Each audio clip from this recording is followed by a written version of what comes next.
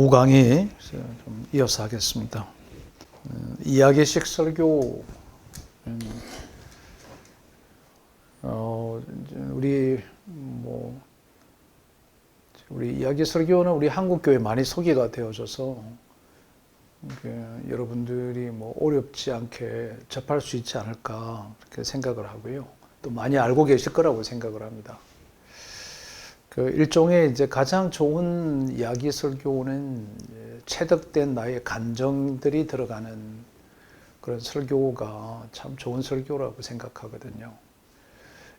이야기 설교의 기법들이 종류가 이제 유진 로우리 같은 사람은 한 4가지가 이렇게 있다고 그래요.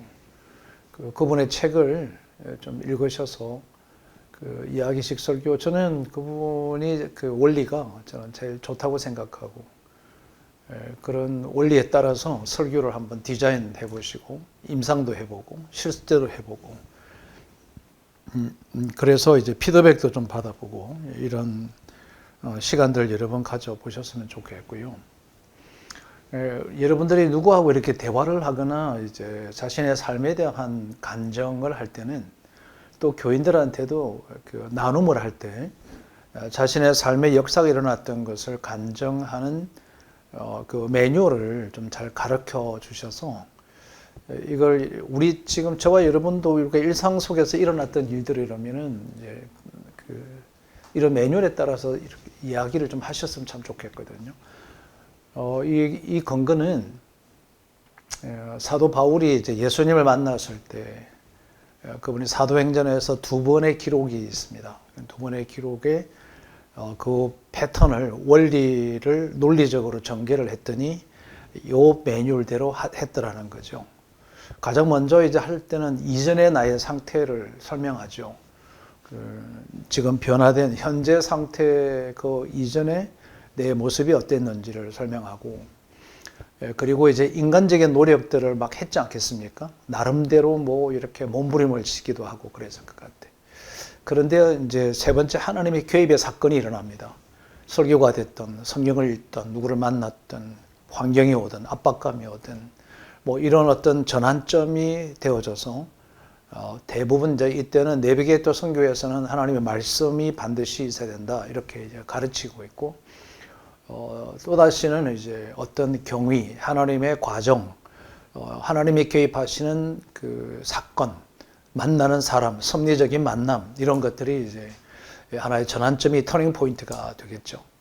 그리고 나서 이제 4번째 단계가 설명하는 것이 이제 변화된 나의 상태, 그 변화되었던 나의 상태를 이제 설명하고, 그리고 마지막에 결단, 결심, 사명, 부르심, 이런 것들로 이제 정리되는 것이 간정의 매뉴얼입니다. 간정의 이 매뉴얼을 가지고 말하는 훈련들이 계속 되어지면 대단히 논리적으로 사도 바울의 간정처럼 우리도 그런 간정의 패턴을 유지할 수가 있다. 여러분, 그런 형태의 인물 설교를 할 때도 한번 그 5가지의 매뉴얼대로 한번 해보시면 굉장히 좋거든요. 근데 이야기가 엮어지는 거죠. 다윗이 하나님을 만나기 전의 상태, 모세가 하나님을 만나기 전의 상태, 그리고 자기의 인간의 노력, 모세 같은 경우는 인간의 노력들도 있죠.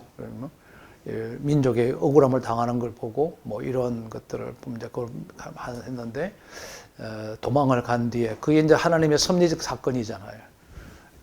그리고 이제 가시떨기 나무에서 극적인 하나님과의 만남, 대화, 그리고 그가 바뀌어지는 거.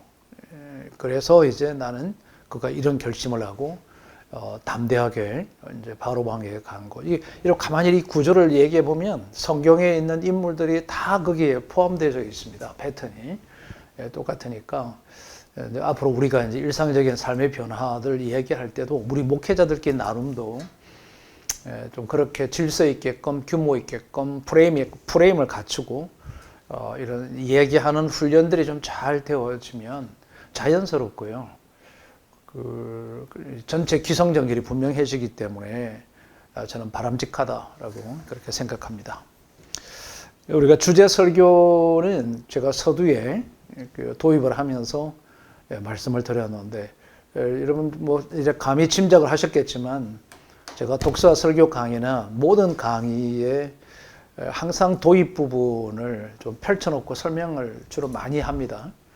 많이 한다는 것은 양이 많다는 게 아니라 항상 그렇게 한다는 거죠. 뭐 설교를 할 때나 강의할 때든 뭐 세미나 인도할 때든 뭐 이렇게 도입 부분을 많이 하는데, 말씀 미리 드렸지만 이제 이 주제 설교는 현재 시대가 이 사회학적인 사회학의 관점에서 볼 때 이 시대가 예사롭지가 않습니다. 이 변모해 가는 자체가 누구도 우리나라의 경제적인 부분에 있어서 이 박스권, 소위 그 주식의 주가 자체가 이제 3,000포인트, 4,000포인트는 불가능할 거다. 올해도 연초에 전망하기를 이제 4,100포인트, 뭐 4,200선 넘어가면 세계 경제에 따라서 그 정도 갈 거다. 근데 지금 보니까 6,000포인트 뭐 이렇게 가니까 참 놀라운 일들이 막 벌어지는 거죠.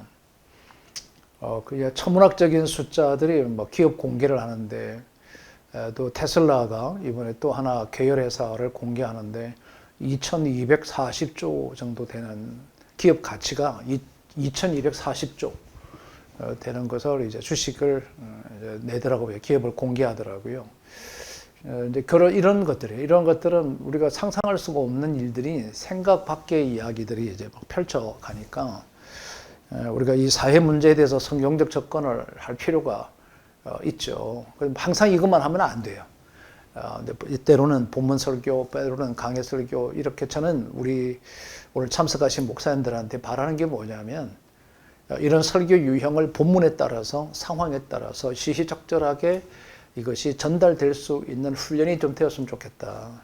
물론 나는 메인 프레임이 있죠. 메인 프레임을 갖고 있는 것을 두고 이제 좀 때에 따라서 상황에 따라서 좀 유동성이 있게끔 설교의 패턴을, 설교 프레임을 운용할 줄 아는 그런 능력을 갖추어야 되지 않나. 저는 이런 게 이제 나중에 우리 부목사님들 훈련할 때 반드시 해야 되는 거라고 생각하거든요. 복음을 전하는 거라든지 이런 것들은 아주 집요하게 훈련을 시켜서 이런 게 부끄럽지 않도록 많은 우리 성도들한테나 부교역자들, 나중에 담임이 되면 부교역자들한테 티칭을 할 때도 내가 하고 있는 주의 설교만 옳고 나머지는 뭐 제가 모른다면 참 담임으로서 설교 성경 본문 자체가 장르가 다양한데 이 다양한 것을 가공할 줄 모르게 되는 거니까 실력이 없는 목회자가 될 가능성이 굉장히 높죠. 그런 측면에서는 담임 목사님들이 이 과정을 공부하는 것이 통전적이고 통합적이고 이렇게 굉장히 넓은 시각을 가지고 사역을 하게 된다는 거죠. 그래야 사역의 이런 유형들을 알아야 누가 설교를 할 때 저분은 지금 어떤 유형의 프레임을 갖고 설교하시구나를 우리가 분석하고 분별할 수가 있는 거죠. 이제 그런 맥락에서 지금 하고 있는 겁니다. 이 사회 문제에 성경적 접근을 할 수 있는 가장 좋은 방법이 뭐냐면 독서입니다. 독서를 여러분 많이 하셔야 됩니다. 뭐 한 주에 한 권 읽는 거는 기본이죠. 기본이다는 거. 그러면 여러분 이런 시대 문제라고 하는 거, 우리 지금 현재 우리 시대가 어떤 시대인가, 여기에 대해서 우리가 조금 한번 짚고 정리해 볼 필요가 있습니다. 뭐 오늘 계속 이야기를 해 왔습니다만은 그래도 이 시점에서 사회 문제가 나왔으니까 이 사회 문제인 지금 현재 시대를 해석해 보면 전문가들은 어떻게 이야기하느냐. 우선 첫 번째로 얘기하는 것이 아주 극단적 괴인화가 되고 있다. 극단적 괴인화. 공동체 자체나 팀이라고 하는 팀워크라고 하는 것이 거의 없어졌다. 이렇게 진단하고요. 또 하나는 가치의 상실이다. 뭐 의미는 없는 것은 당연하거니와 가치가 훼손되어 버린 거죠. 그러니까 절대 가치가 없어진 거예요. 절대 가치가 없어져서 모든 것이 다 상대 가치화가 되었다. 내가 옳으면 옳은 거예요. 뭐 표준치의 어려움 이런 게 없는 거죠. 세 번째는 고립화, 관계 단절, 고립화가 되어졌다라고 하는 것이 이제 상당히 어려운 문제입니다. 관계 단절과 고립화는 비단 우리 뭐 크리스찬만 있는 건 아니고 죄송해요. 사회인들만 있는 게 아니라 목회자들 가운데도, 사모님들 가운데도 이 고립화, 관계 단절을 하는 그렇게 계신 분들이 꽤 많이 있더라고요. 목사들도 안 만나고 어디 참석도 하지 않고 이런 분도 계시더라고요. 또 한 가지는 이제 시대 자체가 뭐 디지털의 전환이다. 이거는 뭐 말할 것도 없거니와 디지털 정도가 아니라 인공지능의 급진전이 되어졌다. 아마도 이제 우리 음주 단속이 자동차 음주 단속의 법령이 바뀌어야 될 것 같아. 완전 자율주행이 될 날이 이제 멀지 않았기 때문에 그렇게 되었을 때 과연 술을 먹고 자면 음주운전인가 아닌가에 대한 부분들까지도 이제 논의가 돼야 될 만큼 지금 그 정도로 빠른 속도로 인공지능의 진화가 막 일어나고 있습니다. 그러다 보니 이 디지털 문명이 가져다 주는 폐해 중에 하나가 오늘도 말씀드렸는데 집중력이 붕괴가 되어버린 거죠. 고도의 집중력이 필요한데 이 고도의 집중력을 발휘하지 못하게 되는 것이 이제 우리 지금 이 시대 사회 속에서의 어떤 일어나는 현상들입니다. 그러다 보니 결론적으로 지금 시대가 불안한 거예요. 불안하고 미래가 공포스러운 거죠. 어떤 변수들이 이 세상 속에서 일어나서 이것들이 우리에게 다가올 것인지에 대해서 대단히 이제 두려움과 불안감이 크다. 그러면 뭐 여러분 지금 이런 시대적인 것들을 아우러서 해결할 수 있는 유일한 곳이 있습니다. 바로 거기가 교회입니다. 교회가 극단적 회의나 관계 단절, 가치 상실, 그리고 인공지능의 극대화, 집중력 붕괴, 불안 시대 이런 것들을 총망라해서 그 교회인데 교회를 보고 우리는 대한 공동체라고 그러죠.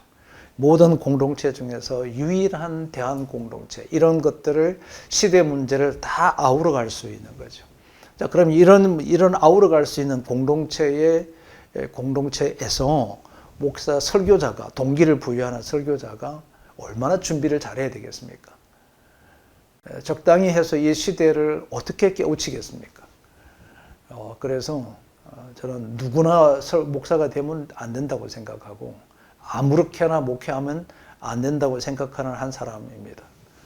목회를 하려고 그러면 정말 제대로 해야 될 것 같고 목사가 되었다고 한다면 목숨 내놓고 살아가는 것이 목사의 본분이지 않나. 이것이 부름받은 자의 자세일 거다라고 하는 생각을 가지고 있습니다. 제가 어떤 곳에서 강의를 했는데 어떤 분이 피드백을 글을 올렸더라고요. 뭐 굉장히 긴 시간 강의했는데 딱 한 꼭지 이렇게 올렸어요. 그 꼭지 올린 게 목사는 목숨 내놓고 사는 자라고 하는 말씀이 제 가슴 속에 각인이 되어졌습니다. 목숨 내놓고 살겠습니다. 이렇게 이제 피드백을 하셨더라고요. 그런데 저는 목사의 본질, 목회라고 하는 그 직무는 목숨을 내놓고 살아가는 사람이 목사라고 생각을 합니다. 그 다음 강해 설교입니다. 우리 너무 잘 알려있죠. 한국교회 우리 목사님들 설교 패턴이 뭐예요? 이러면 다 강해 설교입니다. 90% 이상 얘기할 거라고 생각을 합니다. 근데 정말 그게 강해 설교인가? 라고 하는 생각인데 왜 제가 그 말씀을 드리느냐면 이 강해 설교는 성경을 1장 1절에서부터 풀어가는 걸 강해 설교라고 하더라고요. 그거 아닙니다. 그건 아니고 강해 설교는 1절부터 풀어가는 것은 추해 설교이고 강해 설교는 그 텍스트가 시대의 정황을 베이스로 깔고 그것을 성경적인 해답을 주기 위하여 상황을 해석하는 거죠. 그리고 거기에 적절한 해석된 본문들을 가지고 와서 삶 속에서 그 문제를 해결해 주는 것. 이런 게 이죠. 그러다 보니 우리가 한국교회가 왜 이게 추해 설교로 바뀌어버렸냐면은 강해 설교의 강점은 주제를 가지고 와서 설교를 하려고 하다 보니까 청중이 우리를 위해서, 나를 위해서 지금 목사님의 설교를 때린다라고 하는 피드백들을 가끔 부정적 피드백을 받다 보니까 이게 좀 조심스러운 거죠. 그러다 보니 그러진 차라리 1장에서부터 쭉 이렇게 시작해 가서 그냥 설교하겠다는 거죠. 그리고 이제 우리 목사님들 스스로 자평이 뭐냐면 그런데 나는 굳이 그 이야기를 하려고는 아니었는데 설교 순서가 거기다 되다 보니 그 말을 할 수밖에 없게 되어져서 이 교인들하고의 주제 선택에서의 충돌을 방지할 수 있었다 이렇게 이야기를 하더라고요. 이제 그건 어떻게 보면 여러분 다른 면에서 보면 설교자의 도피 행각인 거죠.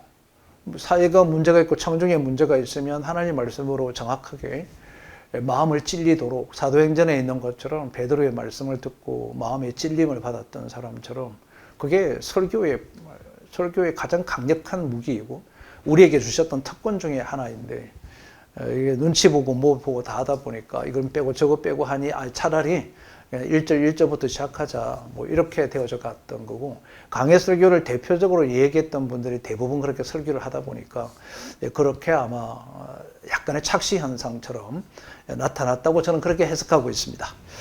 자, 문제는 뭐냐면 이 강해 설교에서 저는 여러분이 아마 강해 설교 공부를 뭐 많이 하셨으니까 뭐 원리, 원칙, 구성 방법은 다 아실 거니까 저는 그거 좀 다 배제하고 가장 강력하게 얘기하고 싶은 게 있는데 그게 6번입니다.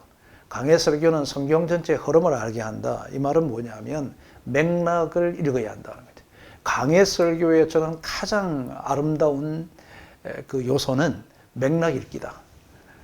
그 맥락을 읽지 못하면 강해 설교의 재미가 없는, 묘미가 없는 거죠. 맥락은 전후 좌우를 다 살핀다는 뜻이죠.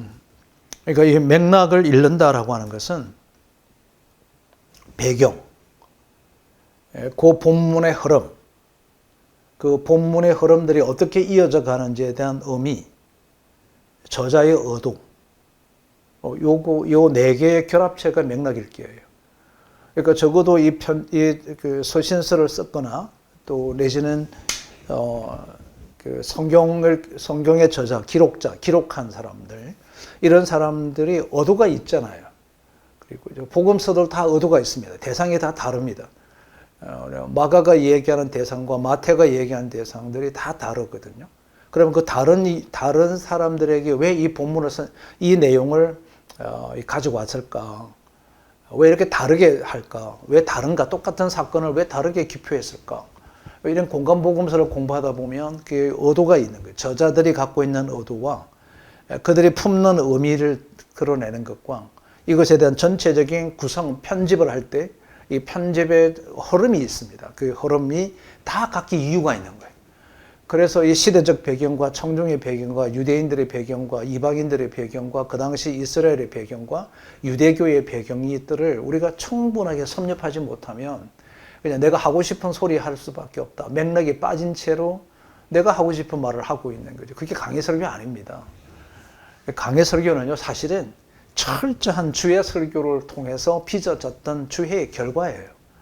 그래서 어떻게 보면 한 차원 더 놀라운 하나를 성화시켰던 설교가 강해 설교죠. 그러니까 강해 설교를 제대로 하려고 그러면 맥락을 읽어야 되는데 이 맥락을 읽으려면 기본 베이스가 뭐냐면 성경 해석입니다. 이게 성경 서기를 충실하게 해야만 주의 설교가 가능하고 그게 더 성화되어져야 맥락을 전달해줘. 전 맥락에서 찾아야 그게 진정한 강해 설교가 된다라고 하는 거.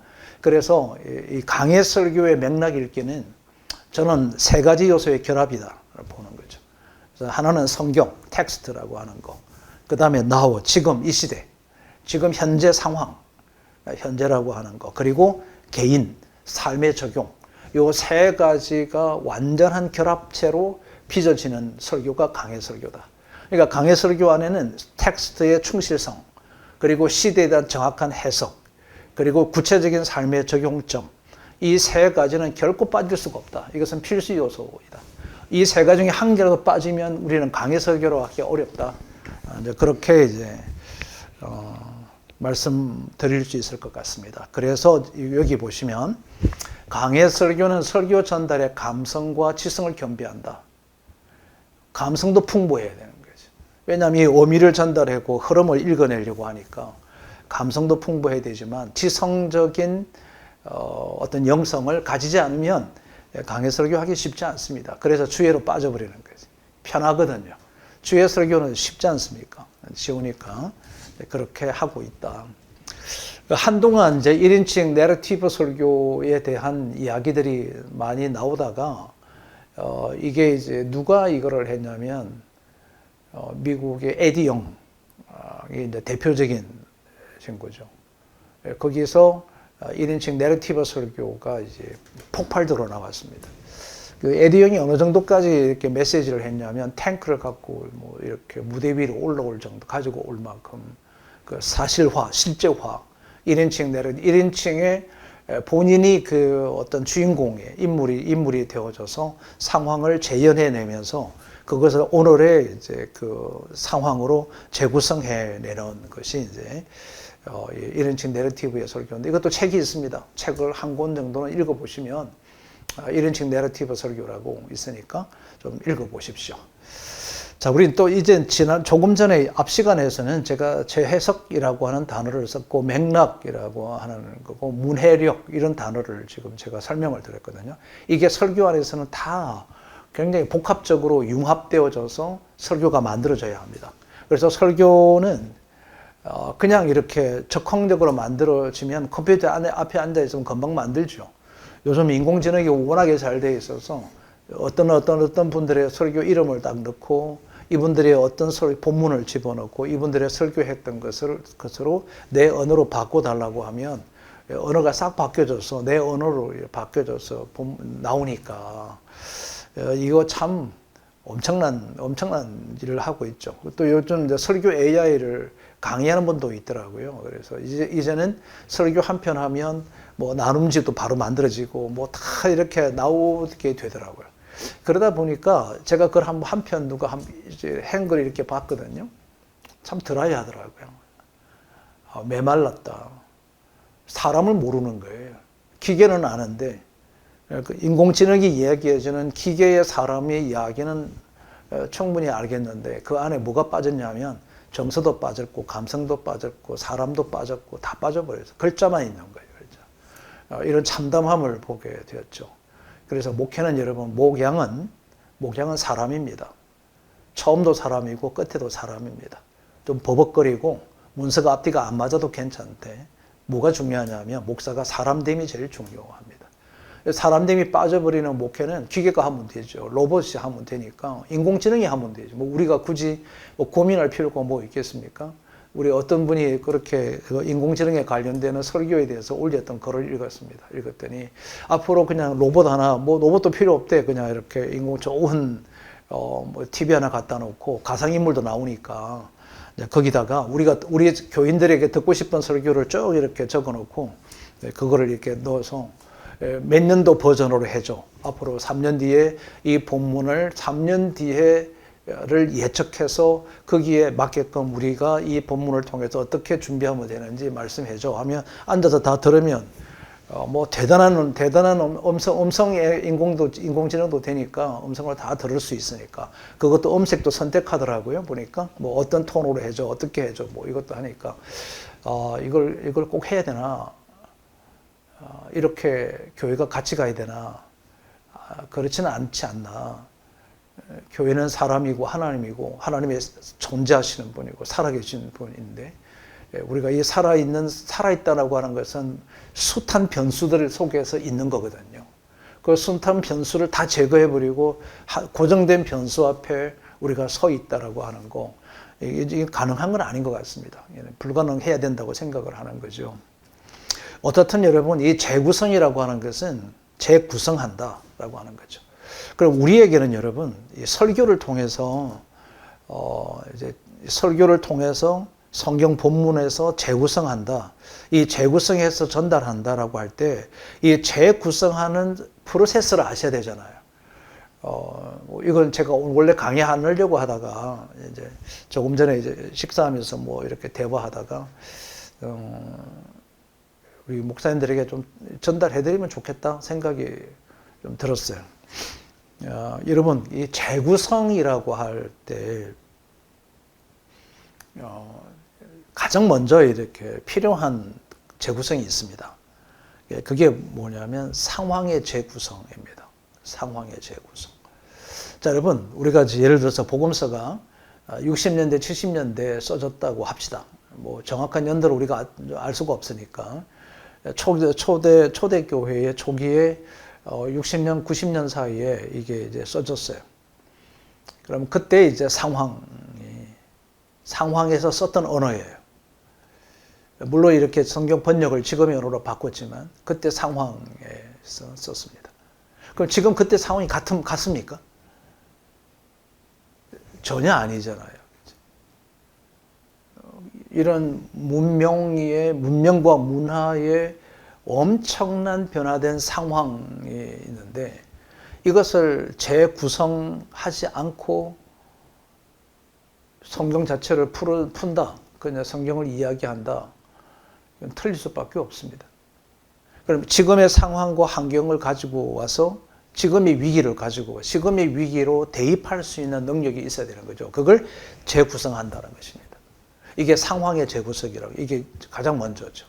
그 다음에 이 상황이 해석되어지면 그 다음에 해야 될 것이 있습니다. 그게 바로 감정의 재구성입니다.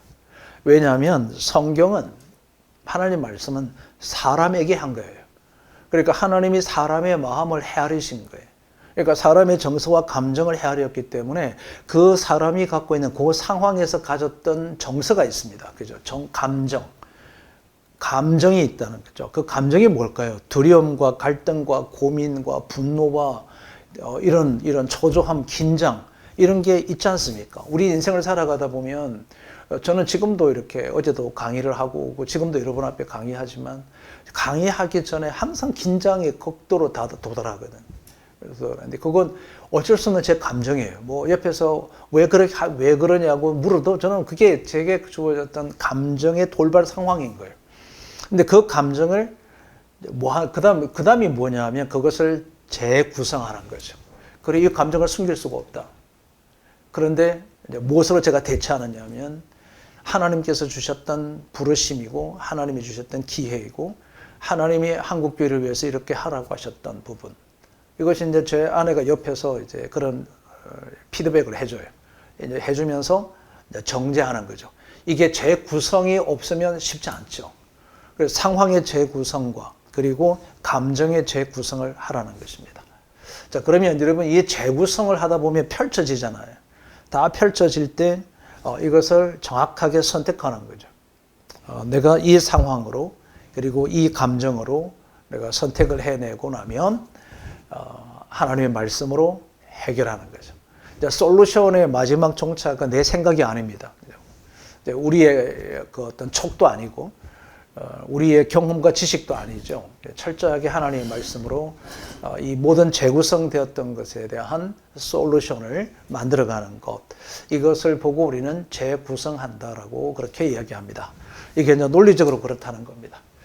자, 1인칭 내러티브 설교의 작성 로드맵은 뭐 되게 중요한 건 아니지만 뭐가 중요해서 제가 여러분에게 이것을 그냥 이렇게 뒀냐 하면은 요 장표에서 할 말씀이 너무 많아서 그렇습니다. 자, 이런 거죠. 여러분, 우리가 지금도 제가 강의의 순서를 여러분 목차를 쭉 정했지 않습니까?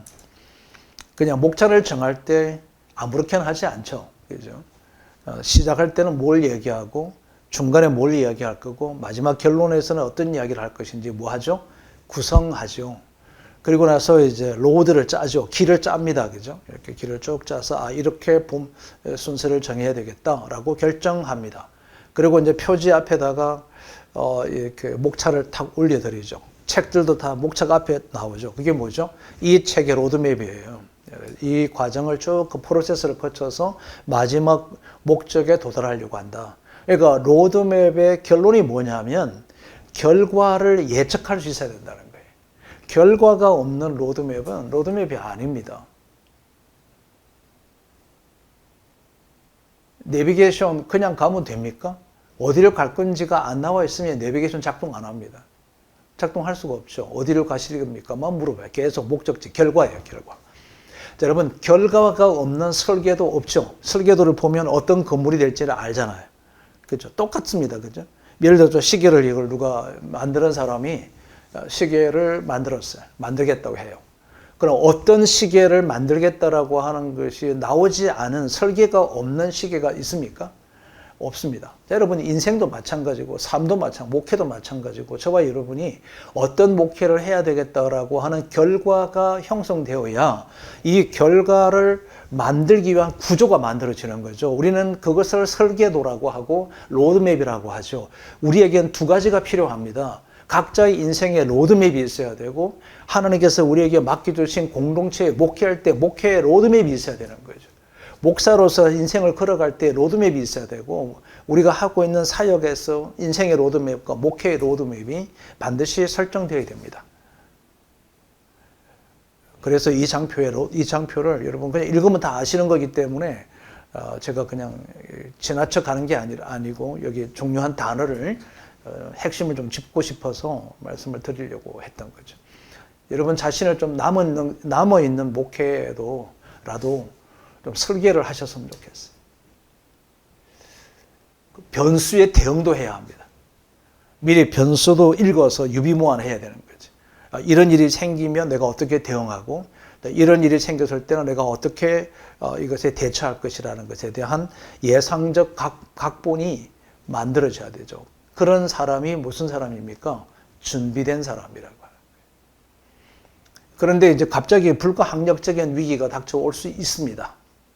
근데 사실 우리 인생을 살아가는 데서는 자연재해 말고는 불가항력적인 게 거의 없고요. 내가 뿌린 대로 걷는 거예요, 사실은. 근데 그 뿌린 대로 걷는데 그 거둠을 거부하고 싶기 때문에 준비하자는 거거든요. 그럼 제대로 심자는 얘기잖아요. 여러분, 로드맵이 써져 있으면 인생의 로드맵과 목회의 로드맵과 남은 목회 기간 동안 내가 어떻게 인생을 살겠다는 로드맵이 세워져 있으면 내가 삶이 분명히 바르게 사라질 수밖에 없지 않겠습니까? 그래서 여러분, 설계는요, 로드맵에는 왜 이렇게 살려고 하는지 명확한 이유가 있어야 합니다. 그럼 어떤 과정을 통해서 살 것인지 프로세스가 있어야 돼요. 이걸 어떻게 디자인할 건지 스트럭처가 있어야 됩니다. 그래서 나는 이것을 만들어내려고 해. 아웃풋이 무엇인지를 만드셔야 됩니다. 그럴 때 비로소 이분은 비전의 명확성 그리고 인생에 대한 확고한 자기의 그림을 갖고 있는 사람이다. 이렇게 표현합니다. 여러분들이 그렇게 꼭 남은 인생과 목회를 그렇게 디자인하십시오. 로드맵을 그려보십시오. 그리고 계속 수정 보완하십시오. 그 수정 보완하기 위해서 살아가는 것입니다. 그것이 삶입니다. 살아내는 것이 삶입니다. 주어진 대로 사는 것은 살아있는 것이 아닙니다. 그냥 주어지는 거지. 체득화된 어미 중심의 설교입니다. 체득화된 어미 중심의 설교는 설교자의 자신의 삶에서 일어났던 일들을 통한 의미를 해석하는 거죠. 의미를 해석하고 그래서 이 성경에서 있는 말씀하고 있는 것을 끌어내어서 이 의미가 왜 이 의미를 도출하게 되었는지를 설명하고 본문에서의 그 전체적인 문맥과 이해과 재구성을 통해서 이런 의미를 주셨다. 지금 주셨다라고 하는 거죠. 그렇게 하려고 하다 보면 어설프게 해석해서는 그 의미 도출을 할 수가 없습니다. 그냥 그 본문에 있는 단어 가지고 오기 바쁜 거죠. 그렇게 될 수 있다라고 하는 거.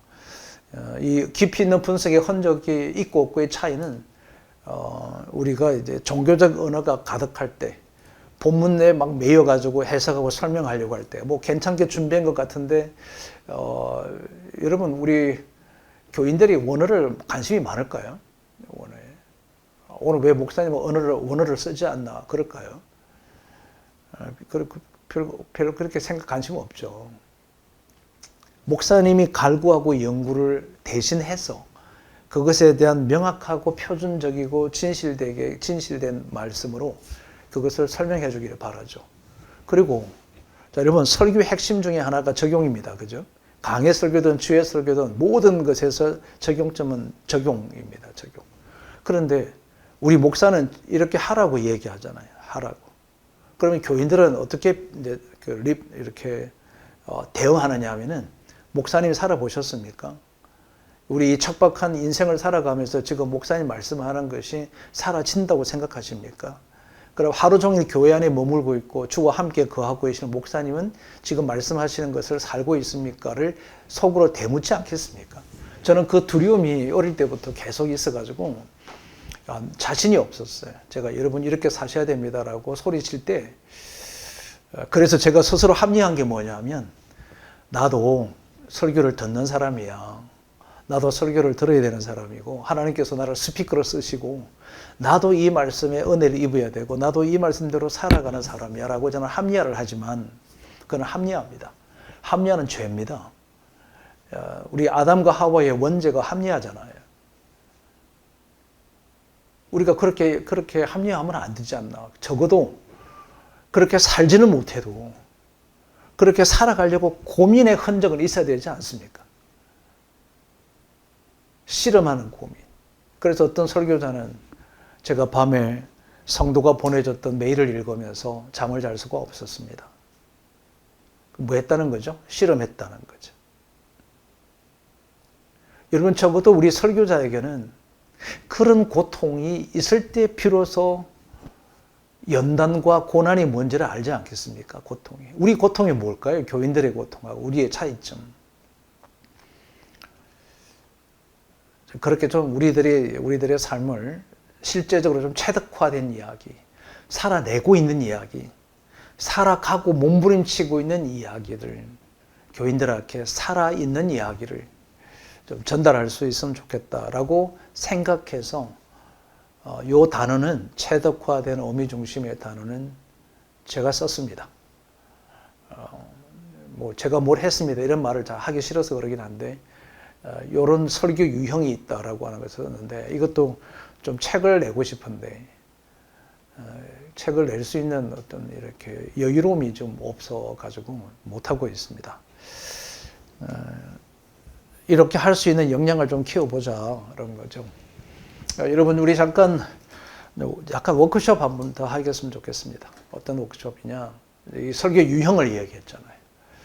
여러분은 이런 설교 중에서 주로 하는 설교가 무엇이며, 이렇게 펼쳐놓고 보니까 내가 1년에 요 설교를 몇 % 정도, 뭐 숫자가 기억나면 쓰시면 더 좋겠고, 이런 이야기를 좀 한번 나눠보시면 참 좋겠습니다. 그리고 이제 그 새벽 기도, 수요일, 금요일, 이럴 때는 어떤 유형으로 하고, 주일 오전 예배 때는 내가 어떤 유형의 설교를 주로 한다라고 하는 것, 서로 좀 도움이 되도록 하는 시간을 우리 한 20분 정도 좀 여유 있게 여러분 나눔의 시간도 좀 가졌으면 좋겠습니다.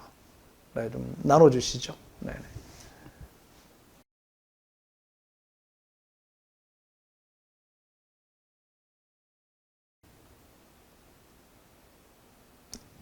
여러분, 이어서 강의 좀 더 하겠습니다.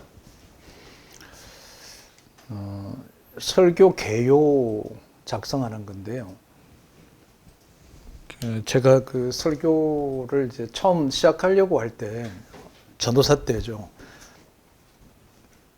그때 저를 좀 도와주셨던 멘토 겸 코치 분이 1년 동안 52번 동안 설교 요약, 설교 개요 작성을 제게 좀 해보라고 그래서 매주마다 성경 한 장씩 분해를 해서 7장이죠. 일주일이면 7장을 이제 한 장을 가지고 7번 분해를 하는 거죠. 그걸 52주간. 그래서 전체 횟수로는 1년 반이었으니까 약 한 70주간, 75주간, 뭐 그 정도 가까이 매주마다 7장씩 보여드리고, 근데 저도 놀라운 게 한 장 이렇게 분해하고 그 다음날 분해하면 또 달라지고, 그 다음 분해하면 또 달라지고, 이제 그런 이제 훈련을 받았죠.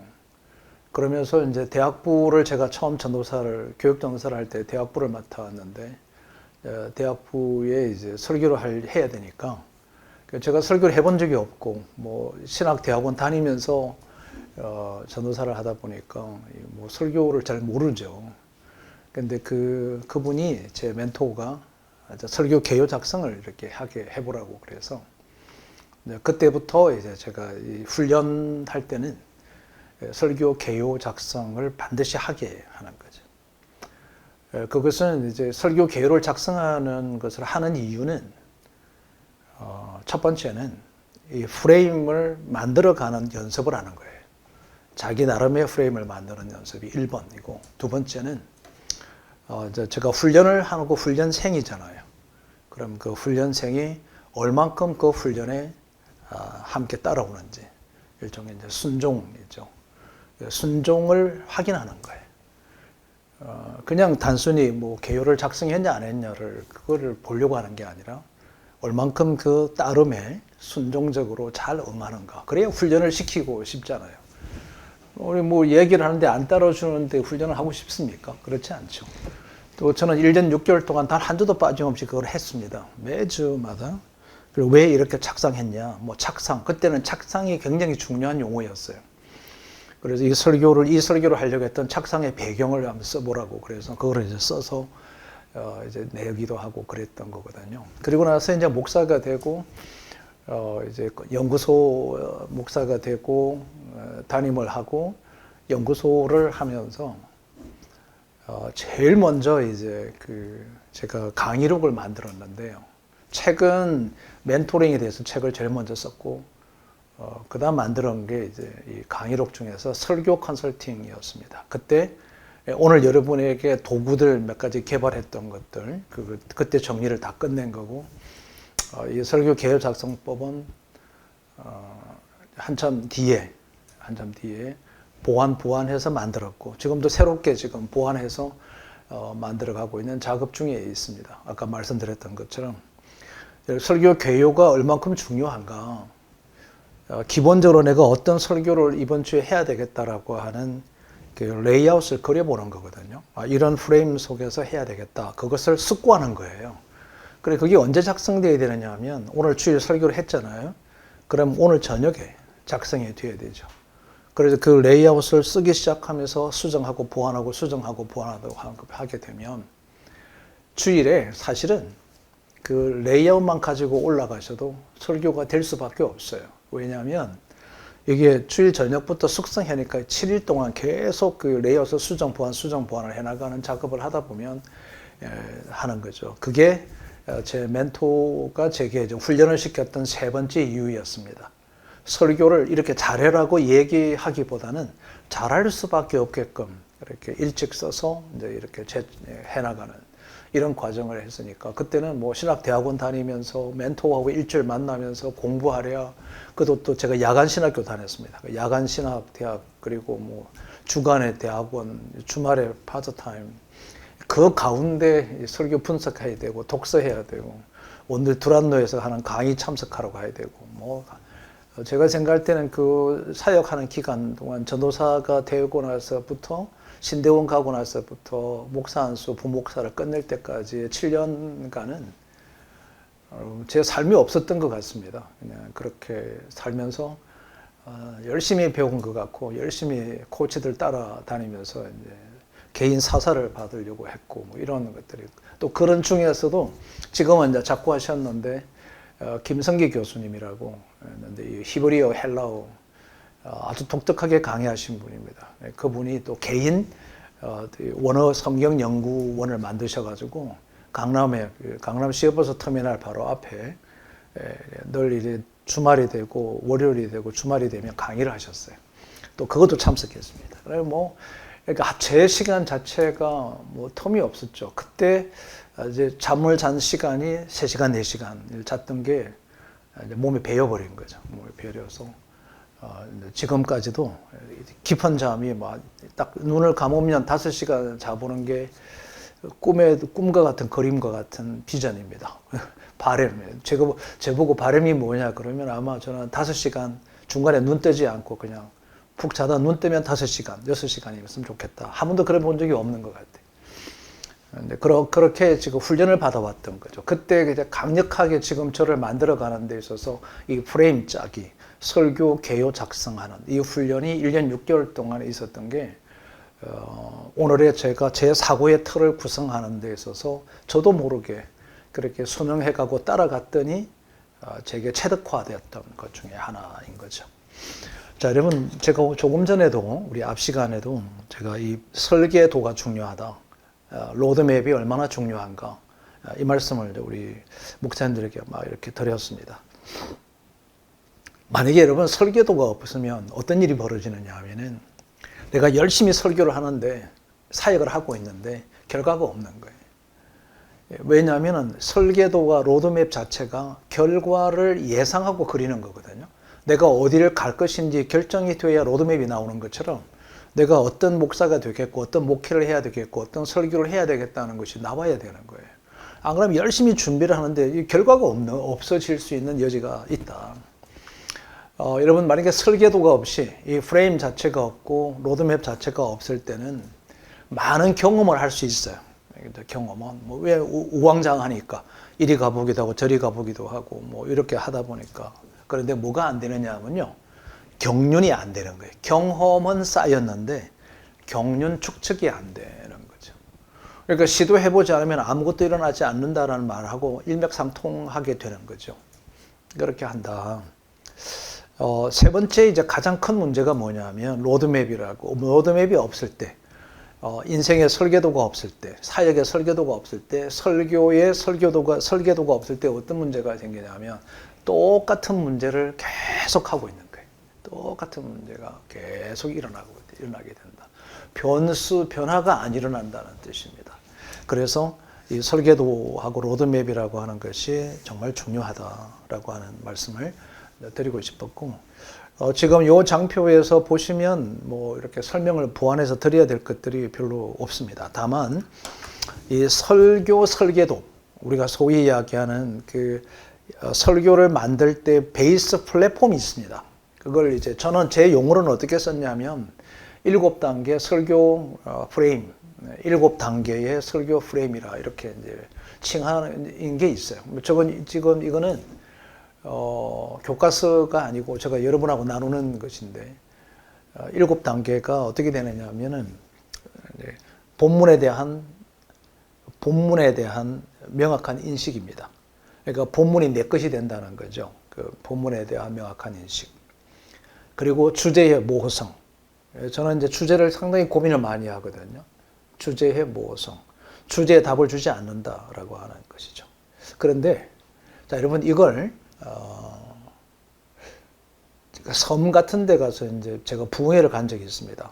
감리교단의 중부연회하고 제가 사역을 참 많이 했는데, 중부연회가 강화 쪽하고 인천 쪽의 섬에 우리 인천을 통해서 감리교 선교사님께서 이렇게 선교를 해놓으니까 이 인천 지역에 우리 감리교가 굉장히 많거든요. 그러다 보니 어지간한 섬에 다 감리교가 다 있더라고요.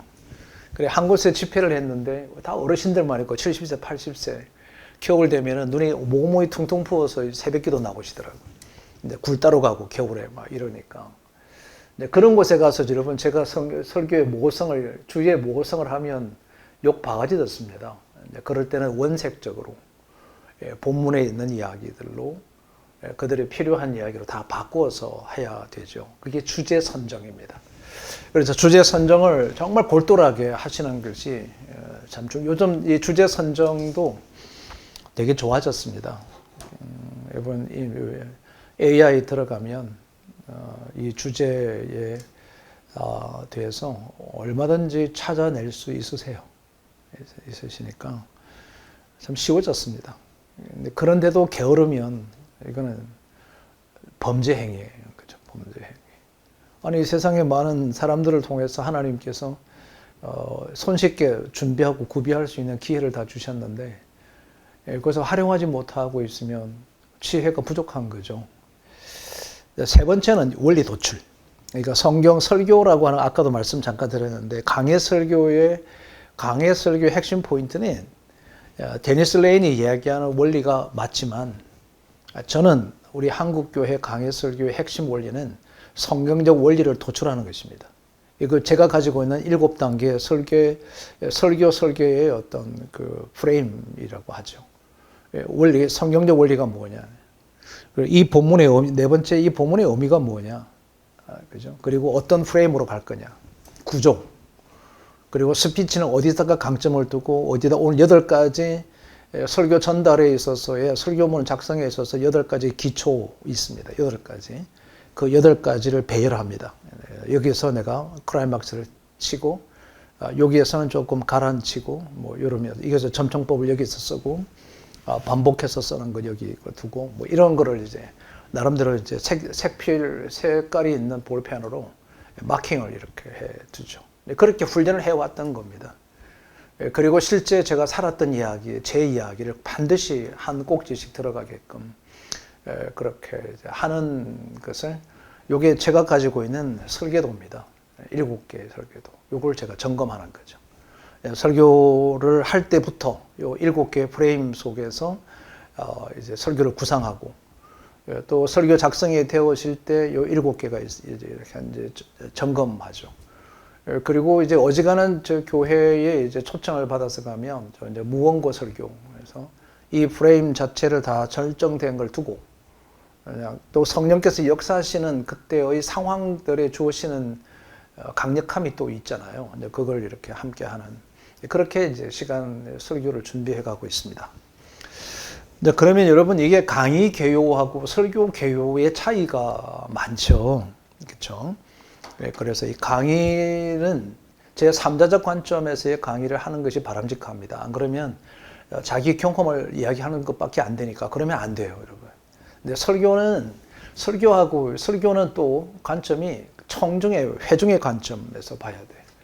그러니까 철저하게 강사가 됐든 설교자가 됐든 자기를 드러내는 것이 아니고 사실과 제 3자적 관점에서의 당위성을 설명하고 회중의 관점에서 메시지를 전달한다. 그래서 회중이 누구냐에 따라서 설교의 언어가 달라져야 되고 설교 전달 방법이 달라져야 된다는 거죠. 그래서 회중 해석을 잘하라라고 하는 겁니다.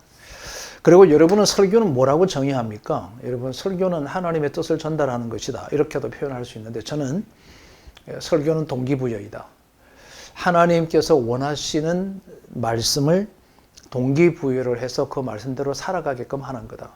그러니까 저는 설교의 역할은 철저하게 영적인 동기부여를 일으키는 데 있다라고 그렇게 이제 규정합니다. 제가 실제로 이제 그 강의할 때와 설교하는 것은 건강한 교회에 대한 강의를 하고 설교를 양쪽 다 했거든요. 또 하고 있는데 이 차이를 지금 여러분에게 좀 설명해 드렸던 거죠. 지금 강의 중에서 저는 4대 요소, 5대 5가지 순서, 매뉴얼, 플랫폼 7가지 이런 것들은 다 강의용입니다. 그런데 설교에서는 그렇게 하면 안 되겠죠. 설교는 그렇게 하면 안 된다라고 하는 말씀 드리고 싶었습니다. 제가 지금 우리 활용하고 훈련하고 있는 훈련의 필요성을 가지고 있는 분들한테 제가 요 설교 개요, 요 양식을 작성해 보라고 이제 훈련을 했는데, 여러분들 참고해서 한번 이렇게 작성을 해 보시고, 부교육자들이 뭐 청년부들은 어디든 설교하잖아요. 여러분, 부교육자 훈련시켜 주셔야 됩니다. 어떤 훈련이냐면 최소한 설교 레이아웃은 쓸 수 있는 훈련.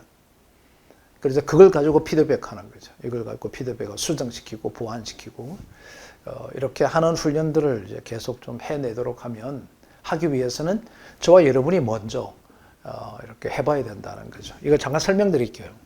자, 오른쪽에 골든 스클에 대한 부분이 나오지 않습니까? 그런데 거기에 보면 이 3가지의 그 포인트에 대해서 각각 1, 2, 3, 1, 2, 3 이렇게 되어 있습니다. 이거 왜 이렇게 했냐면은, 이거 내가 선택하기 전에 시사점이라고 하는 거 말씀드렸죠. 기억나시죠? 문제점은, 시사점은 나열이고, 그 중에서 확실한 어떤 접촉점이 될 만한 문제점은 1개를 추리는 겁니다. 그죠? 그러면 여기 오른편에 있는 1, 2, 3, 9개 써진 것은 다 하라고 하는 게 아니라 이번 본문에 있어서 이번에 설교 목적에 왜 이렇게 해야 되는지에 대해서 시사점을 써보라는 거예요. 메모를 다 해놨다가 이제 실제 레이아웃을 쓸 때는 Y 서론 부분에 그 중에서 1개를만 가져오는 거예요. 근데 이거 없이 이렇게 막 써질 수가 있죠. 그럼 이 도대체 시사점이 모르는 상태, 나열되지 않은 상태에서 선택을 안 했다는 거예요. 그러니까 여러분 우리가 재구성을 할 때는요. 아까 말씀드린 기억나시는지 모르겠는데 상황의 재해석, 그리고 감정의 재해석, 그리고 세 번째가 뭐였냐면 선택이었습니다. 자, 그러면 우리가 이렇게 지금 분노하고 있구나. 아니야, 이거 우울한가 봐. 아니야, 지금 화가 난 거야. 이렇게 이제 Y를 쓰는 거예요. 이제 Y를 쓰 중에서 그리고 제가 묵상하면서 그 중에 한 개만 가지고 접근하는 거죠. 이번에는 이분이 분노에 대해서 왜 우리가 분노할까요? 왜 우리는 남을 위해서 남들로 인해서 왜 내가 이렇게 상처를 받을까요? 그랬는데 나를 사랑하지 못해서 그런 거예요. 남을 왜 용서하지 못할까? 내가 나를 사랑하지 못해서인 거죠. 그래서 왜라고 하는 것에 시사점을 쓰고 그 중에 한 개를 가져오기 위해서 메모하는 메모창입니다. 메모창. 그리고 도입과 스토리가 있는데 이 차이가 뭐냐 하면 도입은 오늘 설교의 접촉점입니다. 오늘 설교의 문을 열 때, 오프닝 할 때. 뭐 예를 들면 이런 거죠. 아유, 여러분도 오늘 왜 이렇게 화사하게 웃는지 모르겠다. 아마도 봄의 기운이 우리 가운데 있어서 그런가 보다. 뭐 이렇게 출발하는 것은 도입. 스토리는 뭐냐면 그거는 이제 인사말이 도입이고 스토리는 오늘 전달하려고 하는 그 목적에 따라서 이야기를 구성하는 것입니다. 이야기를 구성해서 설명하는 것이 스토리고 여기에 뭐가 들어갈까요? 우리 체험이 들어가는 체득화가 여기에 들어가게 되죠.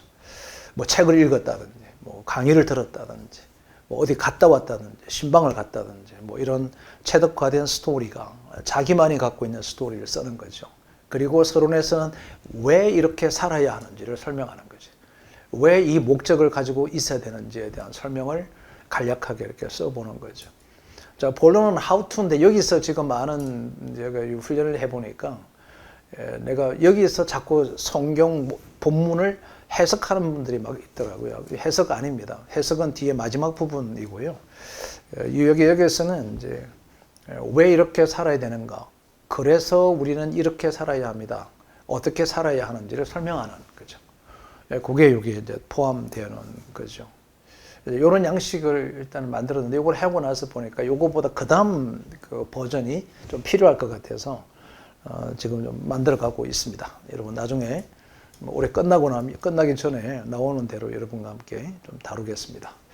자, 그 다음 이게 설교 레이아웃 양식과 설교 개요 작성이었는데 이제는 설교 원고 컨설팅입니다. 이거는 여러분 앞으로 많이 할 수 있습니다. 자, 예를 들면 이렇게 부교육자들이 있는 교회는 부목사님들에게 설교를 제출해봐 원고를 받습니다. 그죠? 원고를 가져와봐 라고 해서 원고를 갖고 오면 원고를 보고 컨설팅 하는 거예요. 근데 원고만 가지고 컨설팅 하는 것이 컨설팅에 대한 그 체크 포인트예요. 체크 포인트를. 네, 이제 여러분 이걸 이제 보시는 거죠. 지금 제가 어디서 지금 하려고 하고 있냐면 개인 목회자 퍼서널 컨설팅 할 때는 반드시 그 목사님의 설교 2편을 원고 컨설팅을 반드시 제가 해드립니다. 이 원고는 설교 유형이 어떻게 됐고 무엇을 목적으로 하고 있고 어떤 문제점이 있고 무엇을 보완해야 되며 이 골든 서클에 근거해서 어떻게 이제 돼야 되는지 무엇을 수정해 가야 되는지를 한 2페이지에 걸쳐서 쭉 이렇게 설명해 드리는데 그때 체크하는 것들입니다. 오늘 이 설교를 읽었는데 도대체 무슨 이야기를 하려고 하는지 잘 모르겠다. 그리고 본문은 작긴 잡았는데 이 목적하고 성경적 근거가 일치성이 전혀 없는 게 일체성이 없다. 이런 걸 있는지 없는지를 찾아보는 거죠. 실제로 이 전달하려고 하는 그 목적의 진정성과 진정한 뜻이 뭔지를 알고 있는지 원고를 보면 이제 나타나니까. 여러분 성경 원고를 보면 여러분 공부했는지 안 했는지 서기를 했는지 안 했는지 알 수 있죠. 그리고 이제 이 설교를 통해서 도대체 무슨 변화를 어떤 목적을 이루려고 하는가 이게 원포인트입니다. 어떤 목적을 변화를 일으키려고 하는가 그게 뭐냐. 근데 이 개요를 갖고 하는지 안 하는지를 어떻게 압니까? 프레임이 없으면 이 개요가 없는 거죠. 이분이 갖고 있는 개요가 없습니다. 그리고 이 전달하려고 하는 목적 자체에서 마지막 주께서 하나님께서는 우리에게라고 하는 것이 결부가 되지 않을 때 이거 목사 제가 설교 원고 컨설팅을 해보면요 많은 분들이 놓치는 부분이 7번입니다. 7번. 오늘 내가 전달하려고 그 목적에 대해서 주님께서는 뭐라고 하시는지에 대해서 안 나와 있습니다. 안 나와 있는 분들이 태반입니다. 태반. 이건 어떤 거냐면요. 오늘 내가 설교 전체를 집약했습니다. 그게 어떤 내용이 됐든, 뭐 어디서 무엇을 가지고 오든 간에 이 구속사적 메시지로 기착할 수 있도록 하는 것을 이야기하는 거예요. 그래 막 어떻게 보면 인물만 잔뜩 설교하고 나서 끝나요. 여러분 그건 설교라고 하기보다는 인물 공부한 거죠. 근데 우리에게는 필요한 게 뭐죠? 하나님의 주님의 말씀입니다. 그게 주께서 어디로 주님께서 뭐라고 하는지로 가지고 오지 못하면 이 구속사적인 설교하고 무관하게 한 거죠. 연습의 빈도수 이걸 어떻게 아느냐? 정제가 안 돼 있어요. 햇말 또 하고 있고 또 한 게 있고 여기 있고 뒤에 있고 앞에 나올 게 뒤에 있고 이렇게 연습 안 했다는 증표가 되는 거죠. 여러분 제가 이 연습에 대한 문제를 놓고 전도사 때 이제 설교 데니스 레인 강해 설교, 이동원 목사님 강해 설교 이런 걸 얼마나 많이 들었겠습니까? 쫓아다니면서. 그랬는데 그때 아주 유명한 이야기를 이렇게 하셨어요. 이동원 목사님은 언어의 제조기라고 제가 생각을 했거든요. 언어의 정제는 곽선희 목사님이었고 언어의 제조기는 이동원 목사님이었어요. 그래서 제가 이 두 분의 설교를 지금은 이제 언제든 들을 수 있지만 전도사 때 뭐 목사 초년병일 때는 카세트 테이프 아니고는 못 구해요. 못 하죠. 그리고 그게 이제 매주 이렇게 살 수 있는 게 아니라 교회에다 신청을 해야 되는데 이동원 목사님은 워싱턴에 계셨고 곽선희 목사님은 교회는 한국에 있었으니까 거기에 제가 1년치 돈을 보내서 카세트 테이프를 한 달에 한 번씩 4개를 이렇게 보내주시는 것을 2년 6개월 동안 받아서 그걸 다 외워봤습니다. 다 외우고 너무 좋아가지고 교인들한테 이동훈 목사님 몇 년도 매월 며칠에 설교하신 거 내가 똑같이 한번 여러분에게 전달하고 싶다. 뭐 이렇게까지도 해보고 했었어요. 근데 왜 제가 그런 짓을 했냐면은 빌리 그레함 목사님이 설교를 이제 위임을 받으시면 그 설교를 위해서 그 설교를 앞두고 7번 이상 연습한다는 거예요. 아니, 설교의 대가이고 전도 집회를 한두 번 하는 분이 아닌데도 7번을 연습하는데 그냥 책상에 앉아서 연습하는 게 아니라 그분 아시죠? 성경 들고 하시는 그 모션을 가지고 자기 서재에서 7번 서서 똑같이 연습을 하신다는 거죠. 야, 저는 그게 말이죠. 제가 목회 초년생일 때에 가장 은혜가 되는 사건이었습니다. 사건. 그런데 이동훈 목사님께 조심스럽게 여쭤봤습니다. 목사님 연습 안 하셔도 되시죠? 라고 했더니 자기는 빌려 그레한 만큼은 연습 7번을 못하고 3번에서 4번 정도를 성경을 미리 연습한대요. 그럼 어떤 일이 일어납니까? 라고 했더니 연습하고 한 번 하면 고칠 게 몇 프로 나오고 2번 하면 또 나오고 3번쯤 하면은 야 이거 다 고쳐야 되겠구나. 다 고쳐야 되겠구나 하는데 시간이 없어. 그래서 하나님께 기도할 수밖에 없었다. 이렇게 이제 표현하시는 것이 제가 30대 초반에 목사 안수 받고 지금도 제 평생에 잊지 못하는 것에 대한 메시지의 멘토들의 몇 가지 중에 하나이기도 합니다. 여러분 연습하셔야 됩니다. 정제가 안 된 것은 연습이 없었기 때문에 정제가 안 되는 거거든요. 그리고 어떻게 피드백을 받을 것인가, 내가 충분한 준비들은 어떻게 하는가 이런 것들을 이제 보게 되는 거죠. 이게 이제 설교 원고 컨설팅입니다. 설교 원고 컨설팅인데, 요거는 여러분 이제 제가 6월 우리 언제죠? 수료식하고 하는 1박 2일 할 때 퍼스널 컨설팅 보고서 작성법을 제 노하우를 내놓으려고 하는 건데 그때 요 설교 컨설팅 부분, 설교 원고 컨설팅 하는 방법에 대해서 그때 강의하려고 합니다. 그래서 여러분 기억하셨다가 그때 좀 말씀드리도록 그렇게 하겠습니다. 여러분 잠깐 쉬겠습니다. 한 10분 정도. 지금 27분인데 40분에 뵙도록. 그래 제 3부, 4부를 좀 연결해서 가고 여러분에게 올려드렸던 그 시트지가 있습니다. 그것을 좀 작성하십시오. 그래야 요 3부 체득화된 어미중심의 설교 작성법 할 때 요것을 점검하는 그 점검표, 평가표거든요.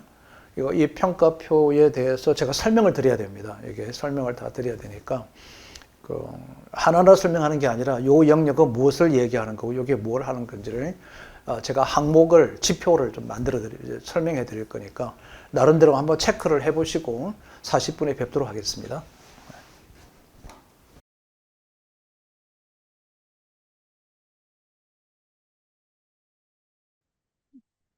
네. 여러분 이어서 우리 체득화된 어미 중심의 설교 작성법에 대한 얘기를 좀 나누도록 하겠습니다. 음, 음. 한국교회 설교 성숙이라고 하는 것을 늘 생각하지 않을 수가 없죠. 그리고 이제 음, 어떤 한 분이 박사학위 논문에다가 뭘 썼냐 하면은 우리나라의 유튜브에서 설교 클릭 조회수 1위부터 10위까지를 이렇게 선별해가지고 유튜브의 조회수죠. 그리고 그분들의 설교의 특성 분석이라고 해서 이제 박사학위 논문을 썼더라고요. 이제 오래전에 제가 읽어봤어요. 읽어보니까. 참, 학위 논문도 참 재밌게 쓰구나. 데이터를 배경으로 해서 왜 조회를 많이 하는가라고 했는데 공통점이 뭐냐면요. 그분이 박사 논문을 썼던 분이 공통점이 자신의 이제 체득화 말은 안 썼는데 자신의 삶의 이야기를 설교에 녹였는다. 그 삶의 이야기가 메일, 그다음에 책, 네, 그다음에 기사, 어, 청중들의 들었던 이야기, 이런 자기과의 관련성이 있는 이야기들을 항상 물고 설교를 하고 있다. 이제 삶과 함께하는 설교, 뭐 이렇게 표현을 했더라고요. 이제 그 전부터 저는 이제 체독화 설교에 대한 이야기를 해왔었는데, 이제 그 논문을 통해서 이제 받은, 입증이 된 거죠. 논리의 근거가 일체함을 입었다는 겁니다. 여러분, 우리가 설교의 3요소는 잘 아시죠? 잘 아실 것 같은데, 이 3요소의 문제 중에서 하나가 이 세 가지를 동시에 아우를 수 있는 것이 시대적 해석입니다. 이 시대적 해석이 돼야 뭐가 될까요? 설득이 가능하고, 설득된다는 것은 공감한다는 뜻입니다. 자, 여러분, 이게 없는 상태에서 하나님 말씀을 청중에게 설교자가 전한다. 참 삭막하겠죠? 삭막할 것 같습니다. 존 스타트 목사님은 성경의 세계와 현대 세계에 큰 갭이 있다. 그것을 좁혀가도록 하는 것이 설교자의 역할이다. 정말 합당한 표현이라고 생각합니다. 그러니까 그만큼 설교자가 중요하다는 이야기죠. 그래서 설교는 하는 게 아니죠. 설교는 한다는 개념이 아니고 이 설교라고 하는 것은 그보다 훨씬 더 사명이 있다고 생각하는 거죠. 우리는 사명감으로 설교를 섬겨가야 하는 것이지 오늘 날 설교했어, 설교할게, 설교하려고 해 라고 하는 표현은 적합한 것은 아니다라는 생각을 갖습니다. 시대적인 해석이 필요하죠. 시대적 해석을 좀 하자. 그럼 우리가 시대적 해석할 때 이 체득화된 어미 중심의 설교에서는 뭐가 필요하냐? 네 가지가 필요합니다. 다 설명드렸습니다. 마지막 하나만 여기서 설명을 드리는 거죠. 그러니까 성경적 서기, 시대적 서기, 목양적 서기, 희망의 선포인데 이 목양적 서기는 성도들의 애환입니다. 성도들의 애환을 서기하는 거죠. 그들의 상태, 심리적 상태, 아까 재구성한다고 말씀드릴 때 그들의 환경, 상황적 재구성과 그리고 또 감정의 재구성을 한다는 것이 목양적 서기 부분에서 하게 되는 거죠.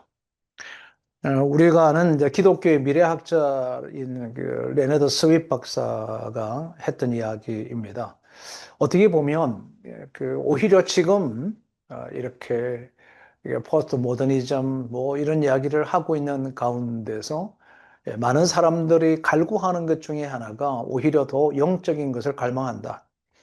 어, 이제 이런 거죠. 신비를 경험하고 싶다. 진정한 하나님을 경험하고 싶다. 오히려 이런 시대다. 근데 오히려 반대로 우리 음, 설교자들은 너무 표피청에 있는 이야기, 사실 정보에 입각한 그런 정도의 수준에서 이들에게 좀 전달하고 있는 거 아닌가. 선포라도 하면 좋겠는데 선포도 아니고 그냥 그렇게 이렇게 논하고 있는 거 아닌가라고 하는 좀 반성이 되기도 하죠. 여기 표청적 면, 이것은 표피만 들려준다. 사실 정보만 이관해준다. 그걸 누가 듣겠냐는 거죠. 교인들이. 뭐 다 이제 외부 매체를 통해서 알 수 있으니까 듣고 싶지가 않을 수 있습니다. 이 포스트 모더니즘 시대에는 설교의 변화가 절실하게 필요하기 때문에 최적화된 의미 중심으로 변해야 된다. 이제는 더 이상 뭐 주의 설교 이런 것들은 기본입니다. 지금 여러분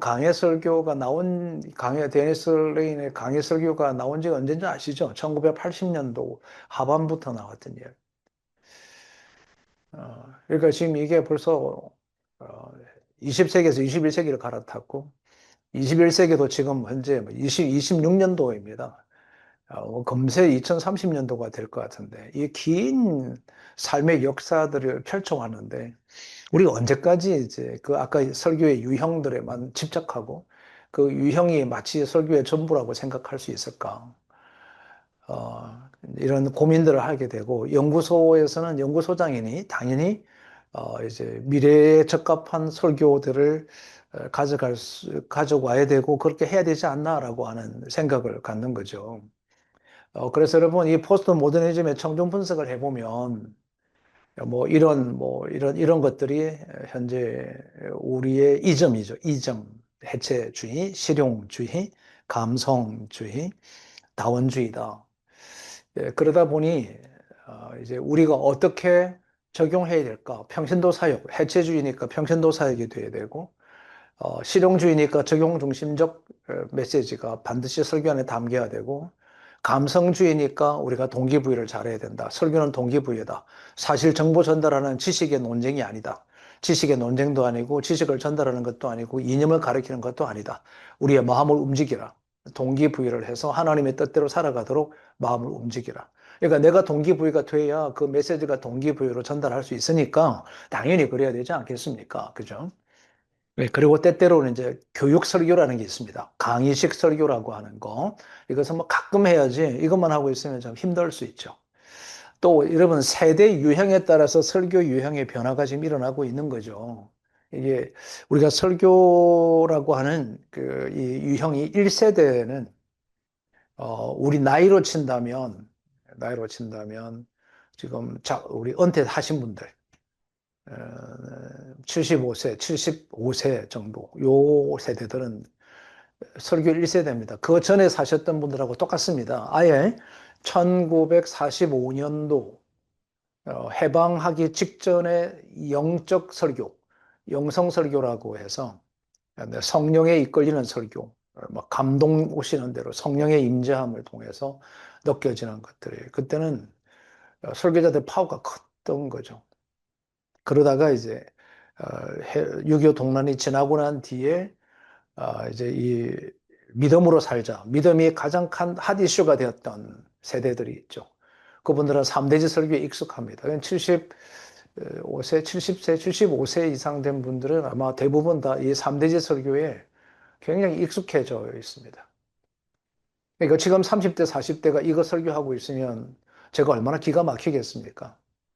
야, 이 젊은 분들이 설교를 지금 3대제 하고 있고, 연역적으로 하고 있고, 지금 시대가 어떤 시대인데, 이 체험과 체득화하는 시대인데, 이거 벌써 한 4, 50년 전의 이야기를 지금 그 패턴을 하고 있으니, 자, 이 세대가 누구냐면, 우리 사회의 격변 시기, 1980년부터 2010년도 정도까지 사회가 급변했습니다. 이때는 사람들이 이제 주 5일제 뭐 이런 것들이 이제 폭발적으로 2000년 초에 일어나게 되고 하면서 이제 여가형 삶의 유형이 여유로움, 여가, 뭐 이런 것들이 주로 이제 많이 쉼, 안식 뭐 이런 것들이 많았죠. 그때는 아주 깔끔한 메시지, 설교를 통해서 원포인트를 찾고 그 원포인트만 가지고 가볍게 가는 거지.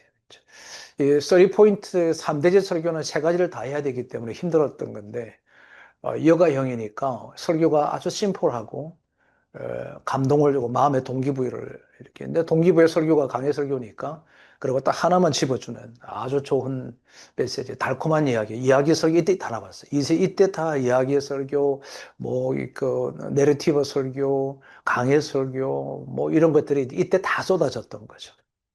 근데 지금은 여러분 시대 자체가 개인화입니다. 그러므로 내가 경험되지 않는 이야기에 관심이 없는 거예요. 그런 남의 이야기인 거죠. 나하고는 무관한 거예요. 그래서 여러분 교회 목사님들이 뭐 교회가 어떻고 힘들고 어렵고 얘기 다 해도 20대, 30대는 꼼짝하지 않습니다. 50대, 60대, 70대가 힘들어하죠. 교회가 어렵다 그러면 뭐 어쨌든 집 팔아서 전세 가고 뭐 헌금하고 전세에서 빼서 월세 가고 헌금해야지 생각하는데 뭐 30대, 40대 이하들은 공동체에 대한 관심이 별로 없는 거죠. 이럴 때 여러분의 설교를 어떻게 해야 될까요? 아까 말씀드렸죠. 그 신비적 경험과 체험이 없으면 불가능하거든, 거죠. 여러분, 논리는 우리를 이해하게 합니다. 근데 경험은 사람을 변화시킵니다. 그러니까 이해만 시킬 거냐, 변화시킬 거냐는 이건 우리들의 숙제인 거죠. 그래서 설교가 여러분 지금은 너무너무 어려워졌습니다. 쉬운 설교하라 그러는데 쉬운 설교를 할 수가 없는 정도로 너무나도 어려운 상황 속에서 우리가 설교하고 있는 거죠. 저는 스펄전 목사님의 그 어떤 책을 읽으면서 설교자가 정상적인 수명에서 한 번의 설교를 할 때마다 5분씩 생명이 단축된다. 라고 얘기할 정도로 고뇌 어린 설교를 만들어라라고 하는 건데 요즘은 그런 고뇌 없이 그냥 편안하게 설교를 할 수 있는 시대가 되어버렸으니 그런 설교를 사람들이 안 듣는다는 것입니다. 안 듣는다. 여러분, 이 체득이라고 하는 것은 해석되지 않은 체득이 될 수가 없죠. 서기가 안 되고 해석이 안 되는 것은 내가 어떻게 그걸 체득하겠습니까? 이해가 안 되고 해석이 안 됐으니까 그냥 정보를 전달하는 거죠. 그것도 숙성된 전달이면 괜찮은데 생으로 전달하는 거죠. 날것으로 전달하니 원고에 파묻혀 있을 수밖에 없고 원고만 쳐다볼 수밖에 없는 상황이 생기는 거죠. 이 체득화라고 하는 것은 여러분 철저하게 살아낸 이야기입니다. 살아낸 이야기.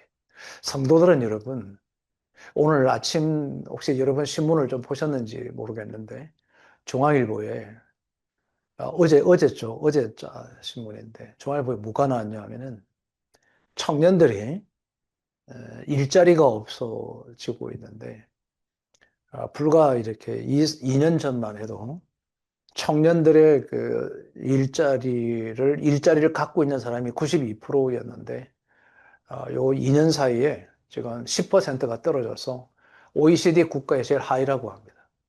청년들이 일자리가 없어졌다. 이런 이야기인 거죠. 그럼 여러분, 이 친구들은 어떻게 이 세상을 살아가야 될지에 대해서 정말 궁금하지 않겠습니까? 그럼 도대체 이걸 어디서 해결을 받습니까? 어디서 미래에 대한 소망을 가지고 자신의 삶을 살아가야 되겠다 용기를 갖고 일어날 수 있을까? 교회지 않겠습니까? 50세가 되어지면 일반 직장에서는 대부분 이제 잘려 나가야 되는 임원이 되는 사람은 그 중에 상아탑처럼 몇 사람이고 나머지는 전부 다 도태될 수밖에 없습니다. 여러분, 이분들이 다 나와가지고 도대체 어떻게 살아가야 됩니까? 여러분, 우리 설교자들은, 담임 목사들은 이런 문제에 대한 실제적인 문제 앞에 서서 우리가 어떻게 그것을 격려하고 희망을 심어줄 수 있을까를 정말 진지한 고민을 하셔야 됩니다. 하셔야 된다는 거죠. 어떻게 이 세상에서 이 시대를 살아갈 것인가를 해야죠. 그런데 우리 한국교회 설교에 문제가 많죠. 왜 문제가 많은가? 이것을 할 수가 없을 정도로 횟수가 너무 많아. 설교가 막 너무너무 많으니까 완성된 설교 한 편 하는 것이 어려운 거죠. 그러니까 설교를 탁월하게 하는 사람들은 어, 횟수가 적습니다. 횟수가 적다. 어떻게 해결할지 저는 잘 모르지만 해결하셔야 될 것 같고 예화를 쓰는데 이렇게 읽어보십시오. 읽어보시고 일반화 오류 아까 말씀 잠깐 드렸고요. 이제 지나친 감상주의라고 지나친 감상주의. 지나친 감상주의는 느낌으로 하는 거죠. 느낌. 요거 실수하는 게 많습니다. 이게 성령의 음성인지 느낌으로 하고 있는지 이걸 잘 분별을 잘 못하실 수 있어요. 그죠? 못할 수 있습니다. 근데 느낌은 감상주의예요. 감성이 아니고 감상주의는 느낌으로 하는. 뭐 이럴 거 아니야? 뭐 이럴 거라고 생각이 들어. 이런 느낌이 와. 그걸 이제 마치 진리인 것처럼 전달하면 안 되겠죠. 확실한 근거를 가지고 그렇게 나가야 될 것 같아. 우리가 제한된 경험을 가지고 마치 그것이 진리인 양 설명할 수는 없는 거겠죠.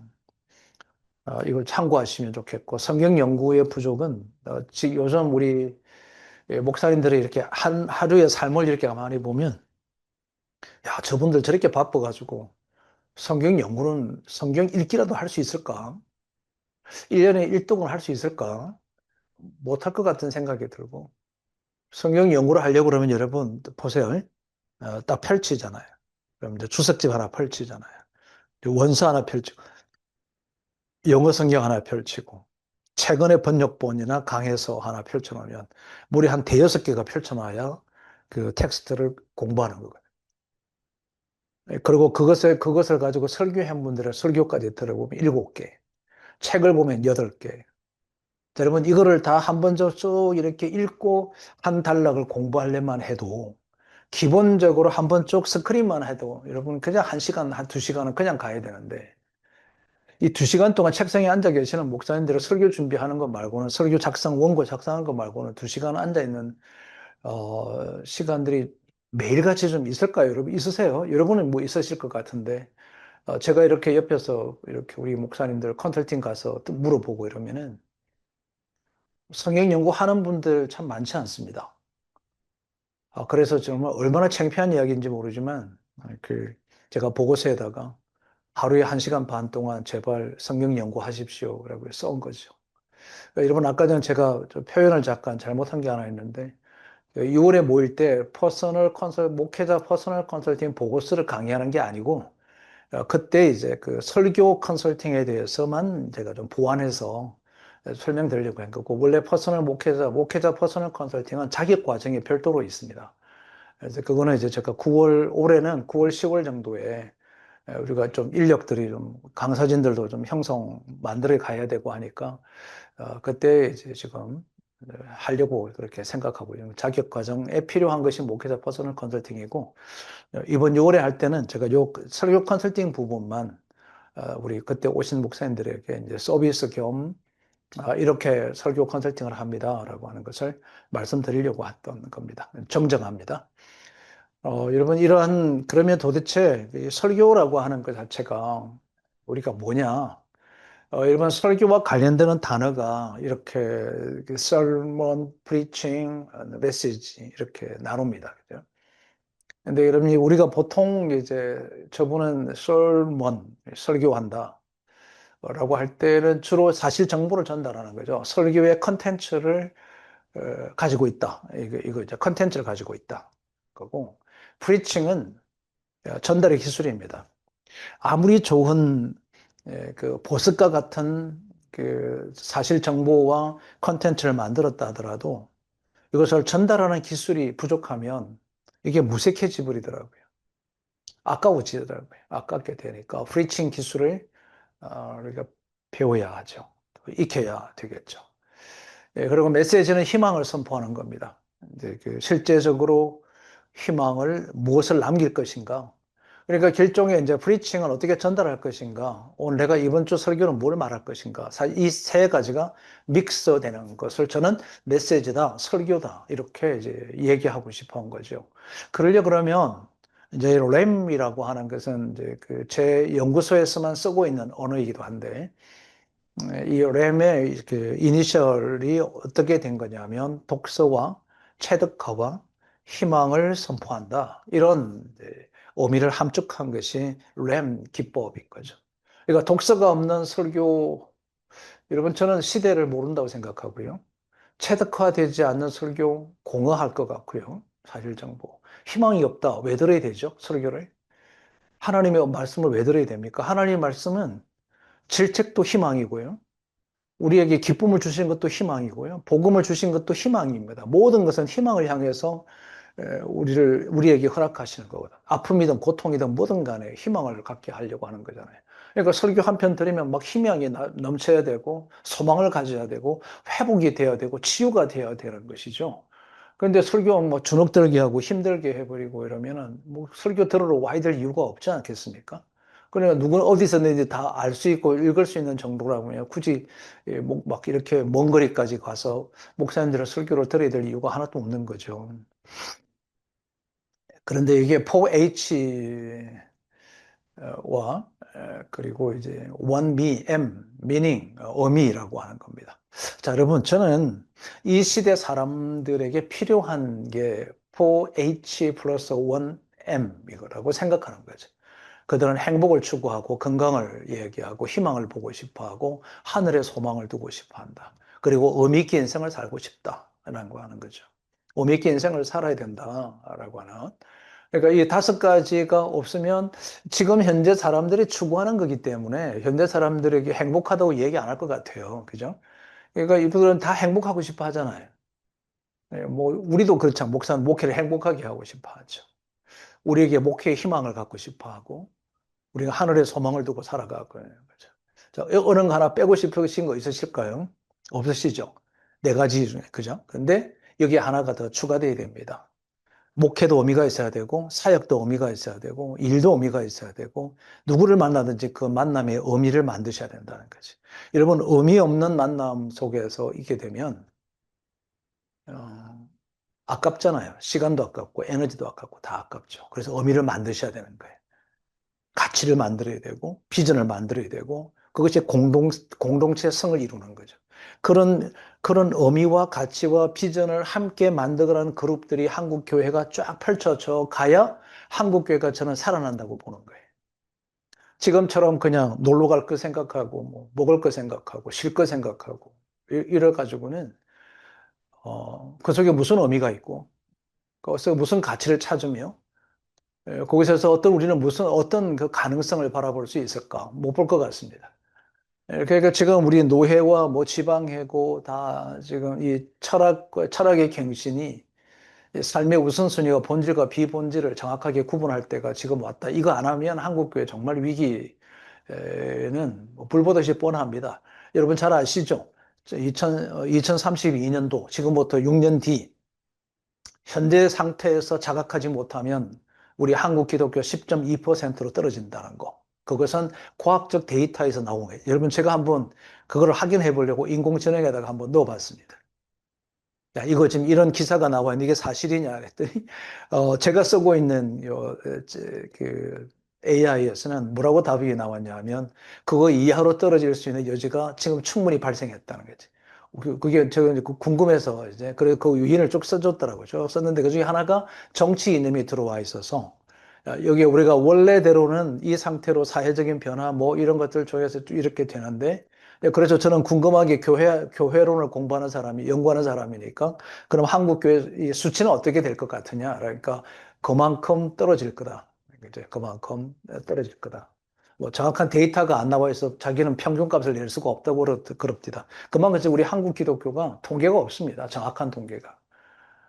다 가공된 통계는 있고, 뭐 예측된 통계들은 있는데, 실제적인 통계 자체가 없다라고 하는 것도 이제 아픔이죠. 레너드 스윗 박사가 그 EIPC라고 하는 아주 굉장히 중요한 모델을 제시했습니다. 미래 교회는 이거 미래학자니까 미래 교회는 이렇게 될 거다. 뭐죠? 경험, 이미지화, 참여, 연결. 여러분, 이게 지금 뭐 하는 거죠? 이 네 가지가 뭘 이야기한 거죠? 체득화를 얘기한 거예요. 체득화. 그러니까 경험되지 않으면 나하고 관계없는 거예요. 그러니까 우리가 먼저, 설교자가 먼저 경험이 충분히 돼야 된다는 거예요. 체득화가 돼야 된다는 거죠. 내가 살아내야 한다는 거죠. 힘들지만 우리가 살아낸 것을 이야기하라는 거죠. 살아갈 것이라고 얘기하지 말고 살아낸 것을 얘기하고 살아내자고 하자는 거죠. 그게 안 되면 우리는 계속 정보 전달만 할 가능성이 굉장히 높습니다. 높으니까. 여러분, 어떻든 그 미래학자들도 똑같이 우리 교회의 변화는 체득화에 있다. 체험되고 경험되게 하라. 교회 속에서 공동체를 경험하게 하고 교제를 경험하게 하고 살아계신 하나님의 음성을 듣고 동기부여가 되게 하라. 깨닫게 하라. 삶의 변화를 촉구하라.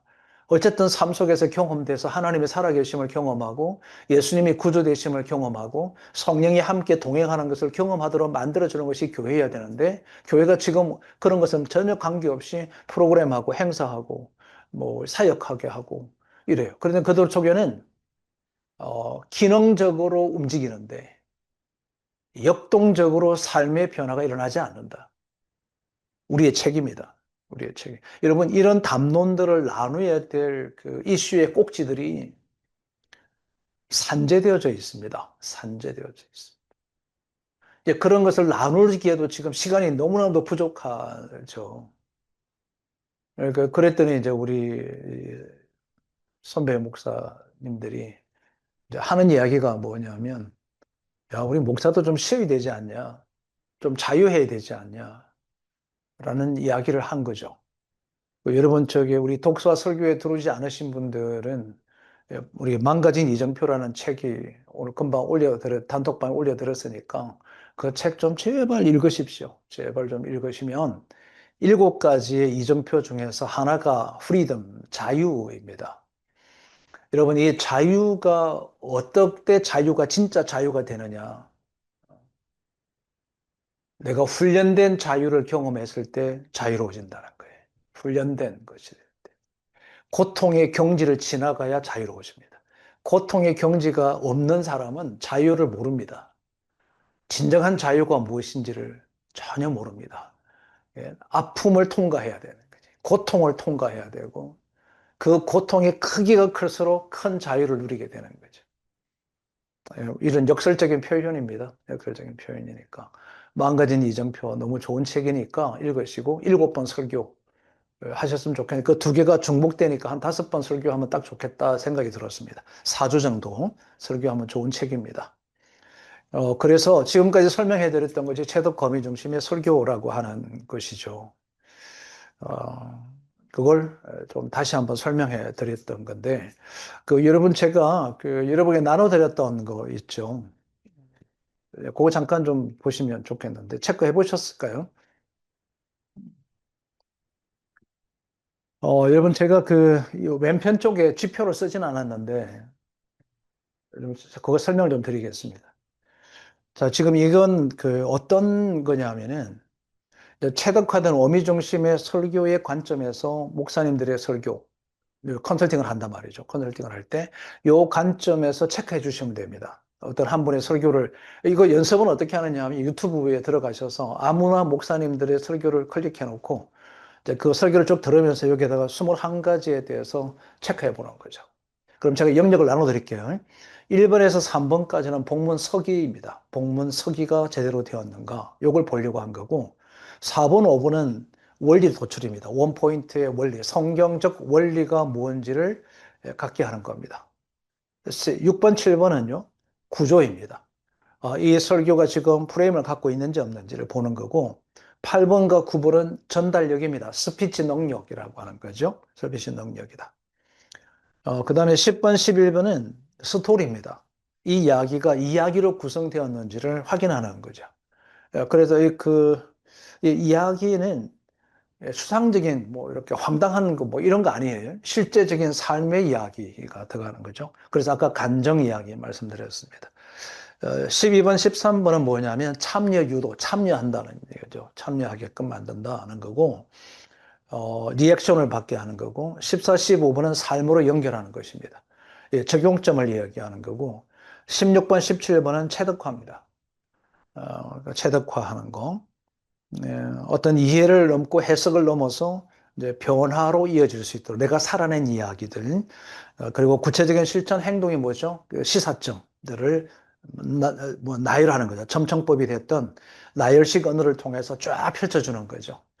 근데 이게 말이죠. 목사님들이 이거 좀 필요하다고 얘기를 했는데, 시사점 나열을 잘 못하시더라고요. 그리고 18번, 19번은 진정성입니다. 예, 진정성. 이것은 이제 설교자의 인성, 영성인 거죠. 저분이 이제 진정성이니까 막 얘기하는 걸까? 자기 게 아니니까 진정성을 잘 모를 수 있겠죠. 본인이 좀 뭐 지금 이게 진짜인지 아닌지 본인을 잘 몰라 할 수 있습니다. 마지막이 뭐냐면 동기부여예요. 동기부여. 우리 이번 설교는 저게 동기부여가 됐나 안 됐나 이거를 이제 확인해 볼 수 있도록 하는 이게 설교 평가입니다. 자, 그럼 여러분 전체적으로 합산해 보면 되겠죠. 210점입니다. 만점이 210점이에요. 210점. 이건 이제 스페셜리스트라고 하죠. 등급이 S등급인데 탁월한 설교자. 190점에서 210점 사이. 아주 탁월하다. 이렇게 이제 규정하고 170에서 189 사이. 요 때는 이제 매우 우수 A급. 근데 우리가 A, B, C, D로 이렇게 등급을 학점을 매기면 A 학점. 150에서 169 요 그 라인에 있는 분들은 이제 B 학점. 그리고 그 130에서 149 있을 때 C고 129 이하는 D로서 구체적인 개선이 필요하다. 이렇게 평가하는 거예요. 이건 여러분에게 제가 지금 5기째 우리 컨설턴트 양성 과정 하는데 처음 나누는 거니까 여러분 참고하셔서 좀 보시면 좋겠다 싶습니다. 여러분 잠깐 우리 지금 요 금방 보셨으니까 그리고 체득화된 어미 중심의 설교 이야기 우리 좀 잠깐 워크숍 한 15분 정도만 하면 좋겠다 싶습니다. 그리고 나머지 마지막 4부는 한 15분이면 끝나니까 15분 정도 동안 여러분 체득화된 어미 중심의 설교에 관련된 이야기 방금 설문 평가, 설교 평가에 대한 의견도 좋으니까 좀 나눔을 가졌으면 좋겠습니다. 15분간만 좀 해주세요.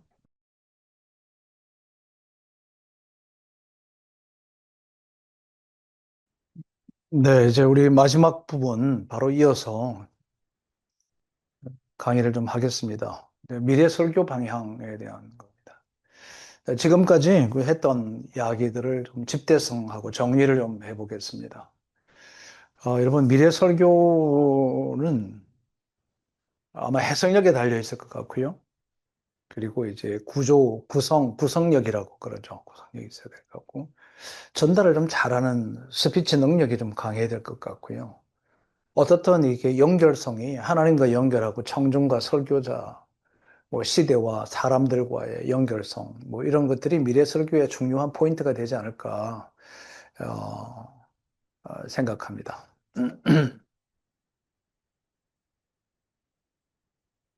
오늘 제가 나눔을 하고 뭐 이러질 않았어. 지금 설교에 대한 이야기들이 목사님들 설교를 다들 잘하고 계셔서 뭐 이러쿵저러쿵 얘기를 드리는 게 여쭤보기도 그렇고 이래서 제가 나눔을 일부러 안 한 거예요. 뭐 설교를 잘한다 못한다 뭐 어떻다 이렇게 스스로 말씀하는 것도 좀 어려울 것 같고 그 목사님들의 설교는 그냥 아클레스건 같아. 그래서 누구의 이야기를 한다는 것 자체가 저도 너무 조심스럽고 잘 안 되기도 하고 그런데 이제 제가 판단할 때는요 앞으로는 어, 설교 컨설팅 받지 않을까. 뭐 자기를 객관화시키는 거 별로 어려워하지 않는 시대가 지금 있으니까 네, 가능하지 않을까 생각을 합니다. 그래서 그냥 오늘은 시간이 벌써 30분이니까 나머지 강의를 좀 이어가도록 하겠습니다. 여러분 하고 싶은 말씀이 있거나 뭐 이런 거 있으면 단톡방에다가 좀 올려주시면 제가 답할 수 있는 것은 답드리고 여러분의 생각들을 좀 한번 대신 읽을 수 있으면 좋겠다. 그래서 오늘은 예배 없이 좀 피드백을 이렇게 나름대로 본인이 뭐 생각했던 거, 뭐 느낀 점이 됐든, 뭐 수정하게 되었든, 뭐 아는 것이 되었든, 새롭게 알았던 것이든 한 줄씩이라도 좋으니까 좀 단독방에 소회 올리기 이것으로 대신하겠습니다. 본문의 서기 흔적이 좀 있어야 되겠다. 예, 본문 서기, 이거 왜 말씀드리느냐면, 너무 평신도도 알만한 본문 서기는 좀 하지 말라는 이야기입니다. 예, 그냥 자료 찾으면 금방 나오고 하는 거. 어떤 청년하고 이제 대화를 했어요. 청년이 이러더라고요. 목사님, 저희들 고개 숙이고 휴대폰 본다고 목사님 자꾸 뭐라 그러시는데 그 시간에 우리가 뭘 보느냐 하면요. 딴 거 하는 게 아니고 오늘 목사님 설교하는 거, 본문 읽고 다른 분들은 뭐라고 하는지를 보면서 듣는다는 거예요. 막 끔찍한 이야기를 하더라고요. 보면서 들으면서 이제 일을 한다는 거죠. 참 놀랍다. 이제 그런 시대입니다. 그런 시대니까. 그냥 좀 대충 서기해서 뭐 좀 그런 거 우리 하지 말자. 우리는 한국 교회가 좀 안 했으면 좋겠다는 생각인 거죠. 이 서기를 해 나가는 데 있어서 그냥 이제 서기하다 그러니까 뭐 강해집 읽고 뭐 주석집 읽어서 원어 읽고 해서 이렇게 한다. 이걸 서기로 생각하시더라고요. 제가 생각하는 서기는 그거 아니에요. 본문을 서기한다는 것은 다음과 같은 안목을 가지고 성경을 보라는 이야기입니다. 이런 안목을 가지고. 남의 주석집 써놓은 거, 그거 보고 그게 석이라고 우리가 할 수가 없다. 그거는 그분의 생각일 수 있으니까. 우리는 뭐가 필요할까요? 통전과 통합적으로 이 본문을 해석해야 되잖아요. 그러면 이 본문을 보기 위해서 우리가 안목을 길러야 된단 말이죠.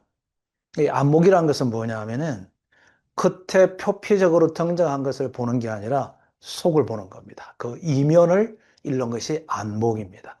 현재가 아니고 흐름을 보는 거예요. 문맥을 읽어나가는 거죠. 현상이 아니라 본질을 보는 겁니다. 이게 안목이에요. 그러니까 안목을 길러야 된다는 거죠. 이 안목은 힘입니다. 안을 보는 힘, 본질을 꿰뚫어 보는 힘, 흐름을 읽을 수 있는 것이 안목인 거죠. 여러분, 이걸 안목을 키우다 보면 내일이 보여진다는 거예요. 내일이 이렇게 되겠구나, 라고 하는 것을 가질 수가 있습니다. 그러면 우리가 할 수 있는 것은 역사 공부를 저는 우리 목사님들이 역사 공부 꼭 해야 된다고 생각해요. 서양 철학사, 뭐 동양 철학사, 그리고 우리 한국 기독교 역사, 또 배경사, 이런 것들은 우리 목사님들이 끊임없이 읽으셔야 되는 책입니다. 항상 곁에 두고 수시로 읽으셔야 되는 것 중에 하나죠. 왜 그러냐면은 역사적 안목을 갖기 위해서. 여러분 성경이 뭡니까? 여러분 성경을 또 다른 면에서 보면 다 역사 이야기입니다. 그죠? 모세오경부터 시작해서 열왕기하, 역대하, 상하부터 대선지서, 소선지서, 복음서, 예수님 시대부터 사도행전, 그리고 이제 초대교회 쭉 이야기. 그리고 마지막 종말, 주님께서 오시는 그날까지에 대한 전체 히스토리예요. 그죠? 그 역사적 안목을 가져야 역사를 읽을 수 있어야 되는 거죠. 과거를 읽고 지금을 읽고 내일을 보는 눈을 갖는 것이 이게 안목이 역사적 안목이 필요하다. 지금 문화와 사회적인 안목이 필요하죠. 사회를 이해해야 되잖아요. 그럼 여러분 적어도 우리 지금 현재 영화가 뭐가 지금 하고 있는지, 왜 이 영화가 이슈가 되는지, 왕사남이 왜 1,500만 원 돌파했는지, 그 배경은 뭔지, 우리가 좀 보기도 하고 해야 되잖아요. 뭐 연극도 보고, 음악회도 좀 참석해보고 하면서 사회 문화, 왜 사람들이 이렇게 열광하는가? 열광하는가? 왜 이런 곳에다 돈을 주고도 음악회를 참석하는가? 그렇죠, 여러분. 근데 옛날에는 우리 교회 음악이라고 하는 게, 과거는 이 교회 음악이 전 세계의 음악을 주도했습니다. 지금은 교회 음악 주도 못하죠. 교회 음악이 거의 사라졌다. 뭐 이렇게 봐도 될 만큼 영향력을 전혀 주고 있지 못합니다. 그럼 왜 그런 일이 생겼을까?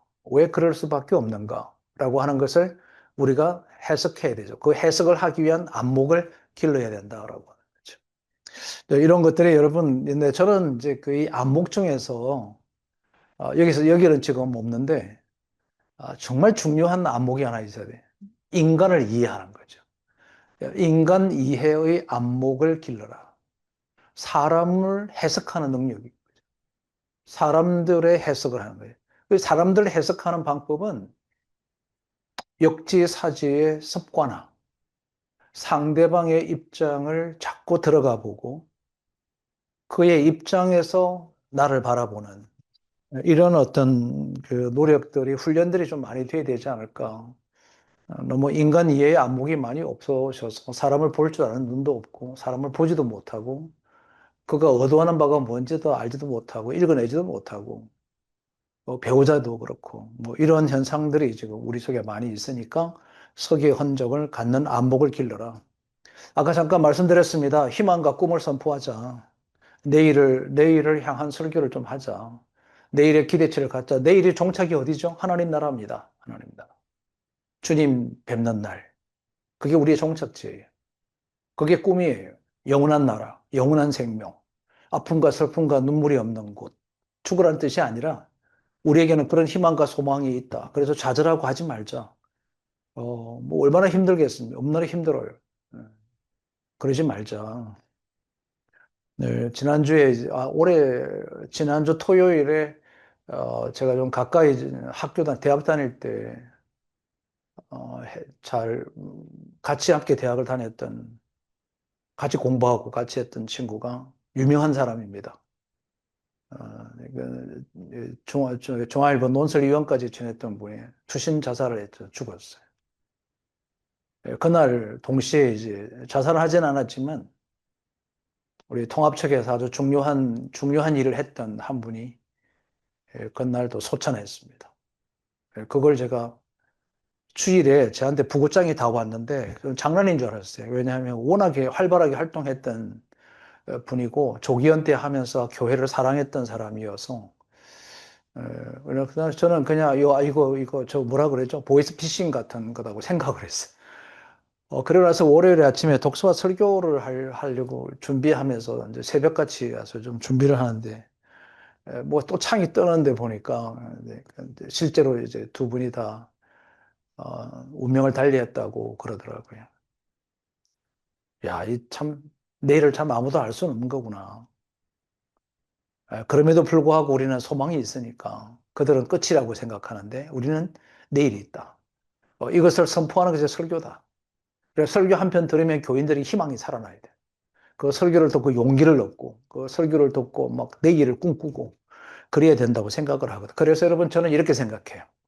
설교는 과거의 텍스트를 현재를 사는 교인들에게 내일을 향하여 선포하는 거다. 이것이 설교다.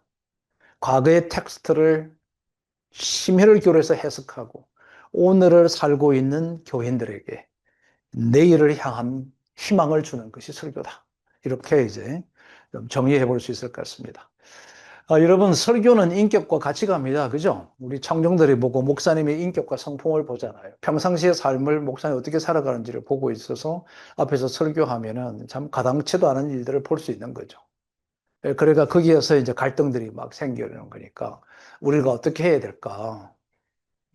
목사는 목숨을 내놓고 사는 자의 준말이기 때문에 주님 부르실 때까지 목숨 내놓고 살았으면 좋겠다. 저도 여러분 그렇게 살고 있습니다. 살아가려고 합니다. 살고 있다라고 단정은 못 짓겠는데 그렇게 살아보려고 단히 지금 몸부림치고 있습니다. 결국은 설교자가요, 하나님의 교회와 하나님께 미치면 성도들이 목사님의 비전에 함께 하더라고요. 그러니까 목사님이 하나님의 사람이라면 성도들이 하나님의 사람으로 되어가는 거예요. 그러니까 목사님의 전도에 미치면 전도하는 교인들이 되는 거고, 목사님이 훈련에 미친 사람이 훈련하는 목사가 되는 거고, 목사님이 노는 데 미치면 그냥 노는 교인들이 될 수밖에 없다. 너무 당연한 이치 아닙니까? 지도자가 누구냐에 따라서 공동체는 결정된다. 색깔을 입는다라고 하는 거죠. 저는 이제 이렇게 생각합니다. 우리 모두는 스프롤이라고 하는 분이 이야기한 것처럼 우리 모두는 교사이면서도 설교자인데 학생이다. 배움을 멈추지 말라. 적어도 한 주에 한 꼭지의 배움의 시간을 좀 가져라. 라고 하는 거. 메신저가 사람이 곧 메시지다. 라고 하는 거 우리가 알고 있는 이야기. 그리고 이제 위어스비가 얘기한 이미지 설교는 설교를 쭉 쫓아가면 한 폭의 그림이 보이는 것처럼 이렇게 설교하라. 그래서 잔영이 남도록 하라. 우리가 영화를 보면 왜 어떤 장면이 잔영이 남아 있잖아요. 여훈이 남아 있는 거죠. 설교는 그래야 된다. 뭔가를 설교를 딱 듣고 나면 잔잔한 감동이 내게 찾아오는 그게 설교이죠. 설교다. 설교는 반드시 변화를 이끌어야 된다. 설교는 변화를 이끌어야 된다. 삶의 변화란 뭐냐 하면 밑에 있습니다. 세 가지입니다. 가치의 전환, 행동과 습관의 행동의 변화, 삶의 변화. 그렇죠. 그리고 주인이 바뀌는 겁니다. 이것이 삶의 변화다. 무엇을 통해서 이런 일이 일어나느냐? 설교를 통해서 동기부여가 되어져서 일어난다. 근데 누가 하느냐? 설교자가 한다. 그러면 설교자 자신이 가치가 바뀌어 있어야 되고 행동과 습관의 변화가 일어나야 되고 예수님 중심의 삶을 살고 있어야 그 사람이 얘기한 가치, 그 설교자가 얘기하는 행동, 변화, 그분이 이야기하는 주님, 진짜 말 그대로 주인 대신 주님, 이것을 가지지 않겠습니까? 그러므로 설교는 나도 변하고 모두를 변하게 하는 강력한 원동력이다, 에너지다, 라고 하는 생각인 거죠. 성경이라는 교회 분석을 했습니다. 누가 했냐면 켄트 헌트라고 하는 분이 했습니다. 그가 8가지를 정리를 했는데 여러분이 가만히 보십시오. 어떤 단어가 가장 많은지. 이해, 이해, 이해입니다. 이해, 이해, 이해. 해석하라는 것이죠. 해석하. 이해와 해석이 없이, 재구성이 없이는 탁월한 설교는 불가능하다라고 하는 점을 우리가 잊지 말자. 그럼 나머지는 뭐냐? 설교를 통해서 교회의 목적과 비전과 사명을 분명히 드러나야 된다. 이 교회가 어떤 교회인지가 색깔, 설교 속에서 묻어나야 된다. 이런 뜻이고요. 그리고 목사님이 갖고 있는 자신의 강점과 재능이 있으니까 그 강점을 극대화하라. 잠재력을 개발하는 뜻이고. 6번에 보면 아무런 꾸밈이 없어야 된다. 진정성이 있어야 된다. 설교를 준비도 진정성, 삶도 진정성이 있는 삶을 살아라. 기쁨으로 설교하라. 희망을 주라. 목사가 기뻐야죠. 목사가 희망을 갖고 있어야 되니까. 그래야 되지 않겠습니까? 마지막 8번째. 청중을 구분하여 설교하는 노력을 하라. 언어의 수준이다. 자, 여러분, 제가, 생각하고 있는 그 문장이 하나 있습니다. 독서와 설교를 강의하는 목사니까, 이렇게 문장이 하나 있는데, 오늘 처음 밝히는 건데, 내 언어의 수준이 내 삶의 수준이다. 그러니까 우리가 쓰고 있는 그 언어의 수준이 내 삶의 수준이다. 저는 이렇게 생각하고 독서를 하는 거죠. 왜냐하면 제 삶이 그 책에서 얘기하고자 하는 저자들의 많은 멘토들의 그들의 의견들을 내가 가져서 그들의 삶의 수준만큼 나를 끌어올리고 싶은 거죠. 그렇게 살아가는 것이 제게는 의미 있는 인생이라고 생각하는 거죠. 그게 무슨 결과를 가져오냐? 결과가 없어도 괜찮습니다. 제가 하나님 앞에서 제 수준의 삶을 주님께서 원하시는 수준만큼 끌어올리는 거. 그래서 늘 요즘 이제 제가 어디 강의를 가거나 뭘 하면 이제 고백하는 것들 중에 하나가 성령과 능력과 큰 확신으로, 성령의 힘으로, 권능으로, 능력으로, 그리고 확신을 가지고 모든 사역을 임해야 되겠구나라고 하는 생각을 계속 축적해 가고 있습니다. 여러분, 우리의 언어의 수준이 우리의 삶의 수준과 목회의 수준을 결정할 수 있습니다. 우리 언어의 수준을 극상승할 수 있었으면 좋겠다.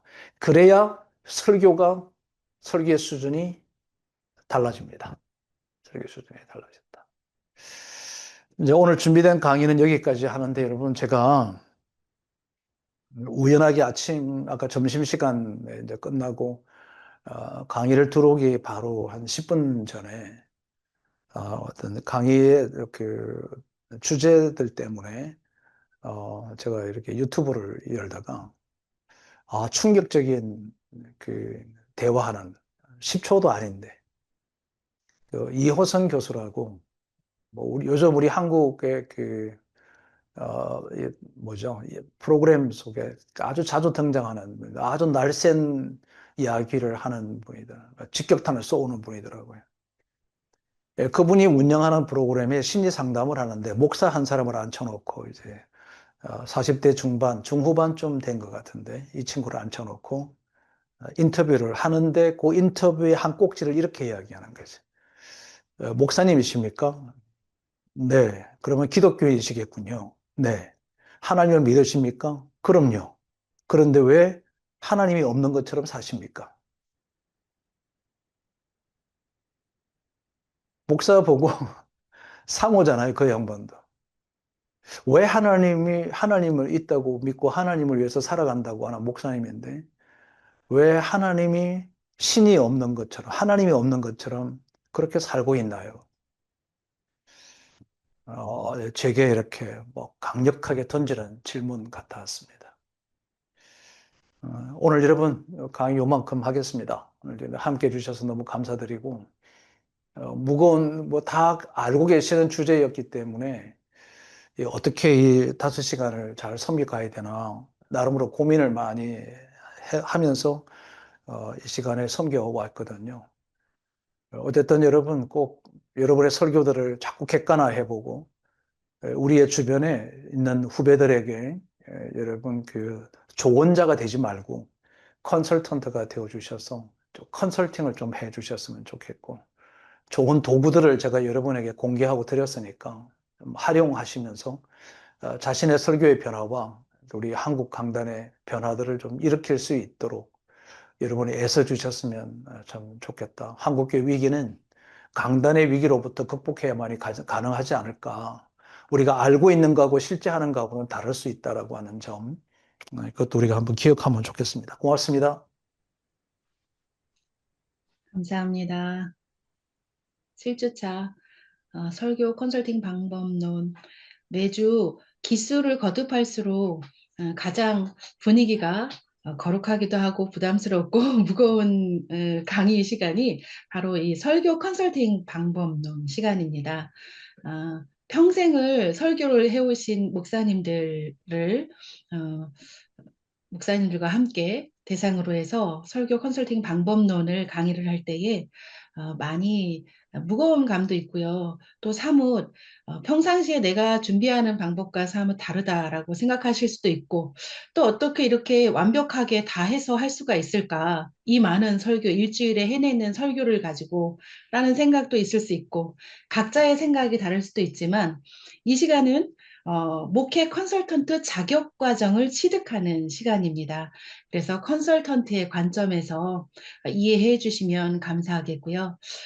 실제로 김성진 소장님과 1대1로 성경 교재를 나누게 되면, 성경을 나누면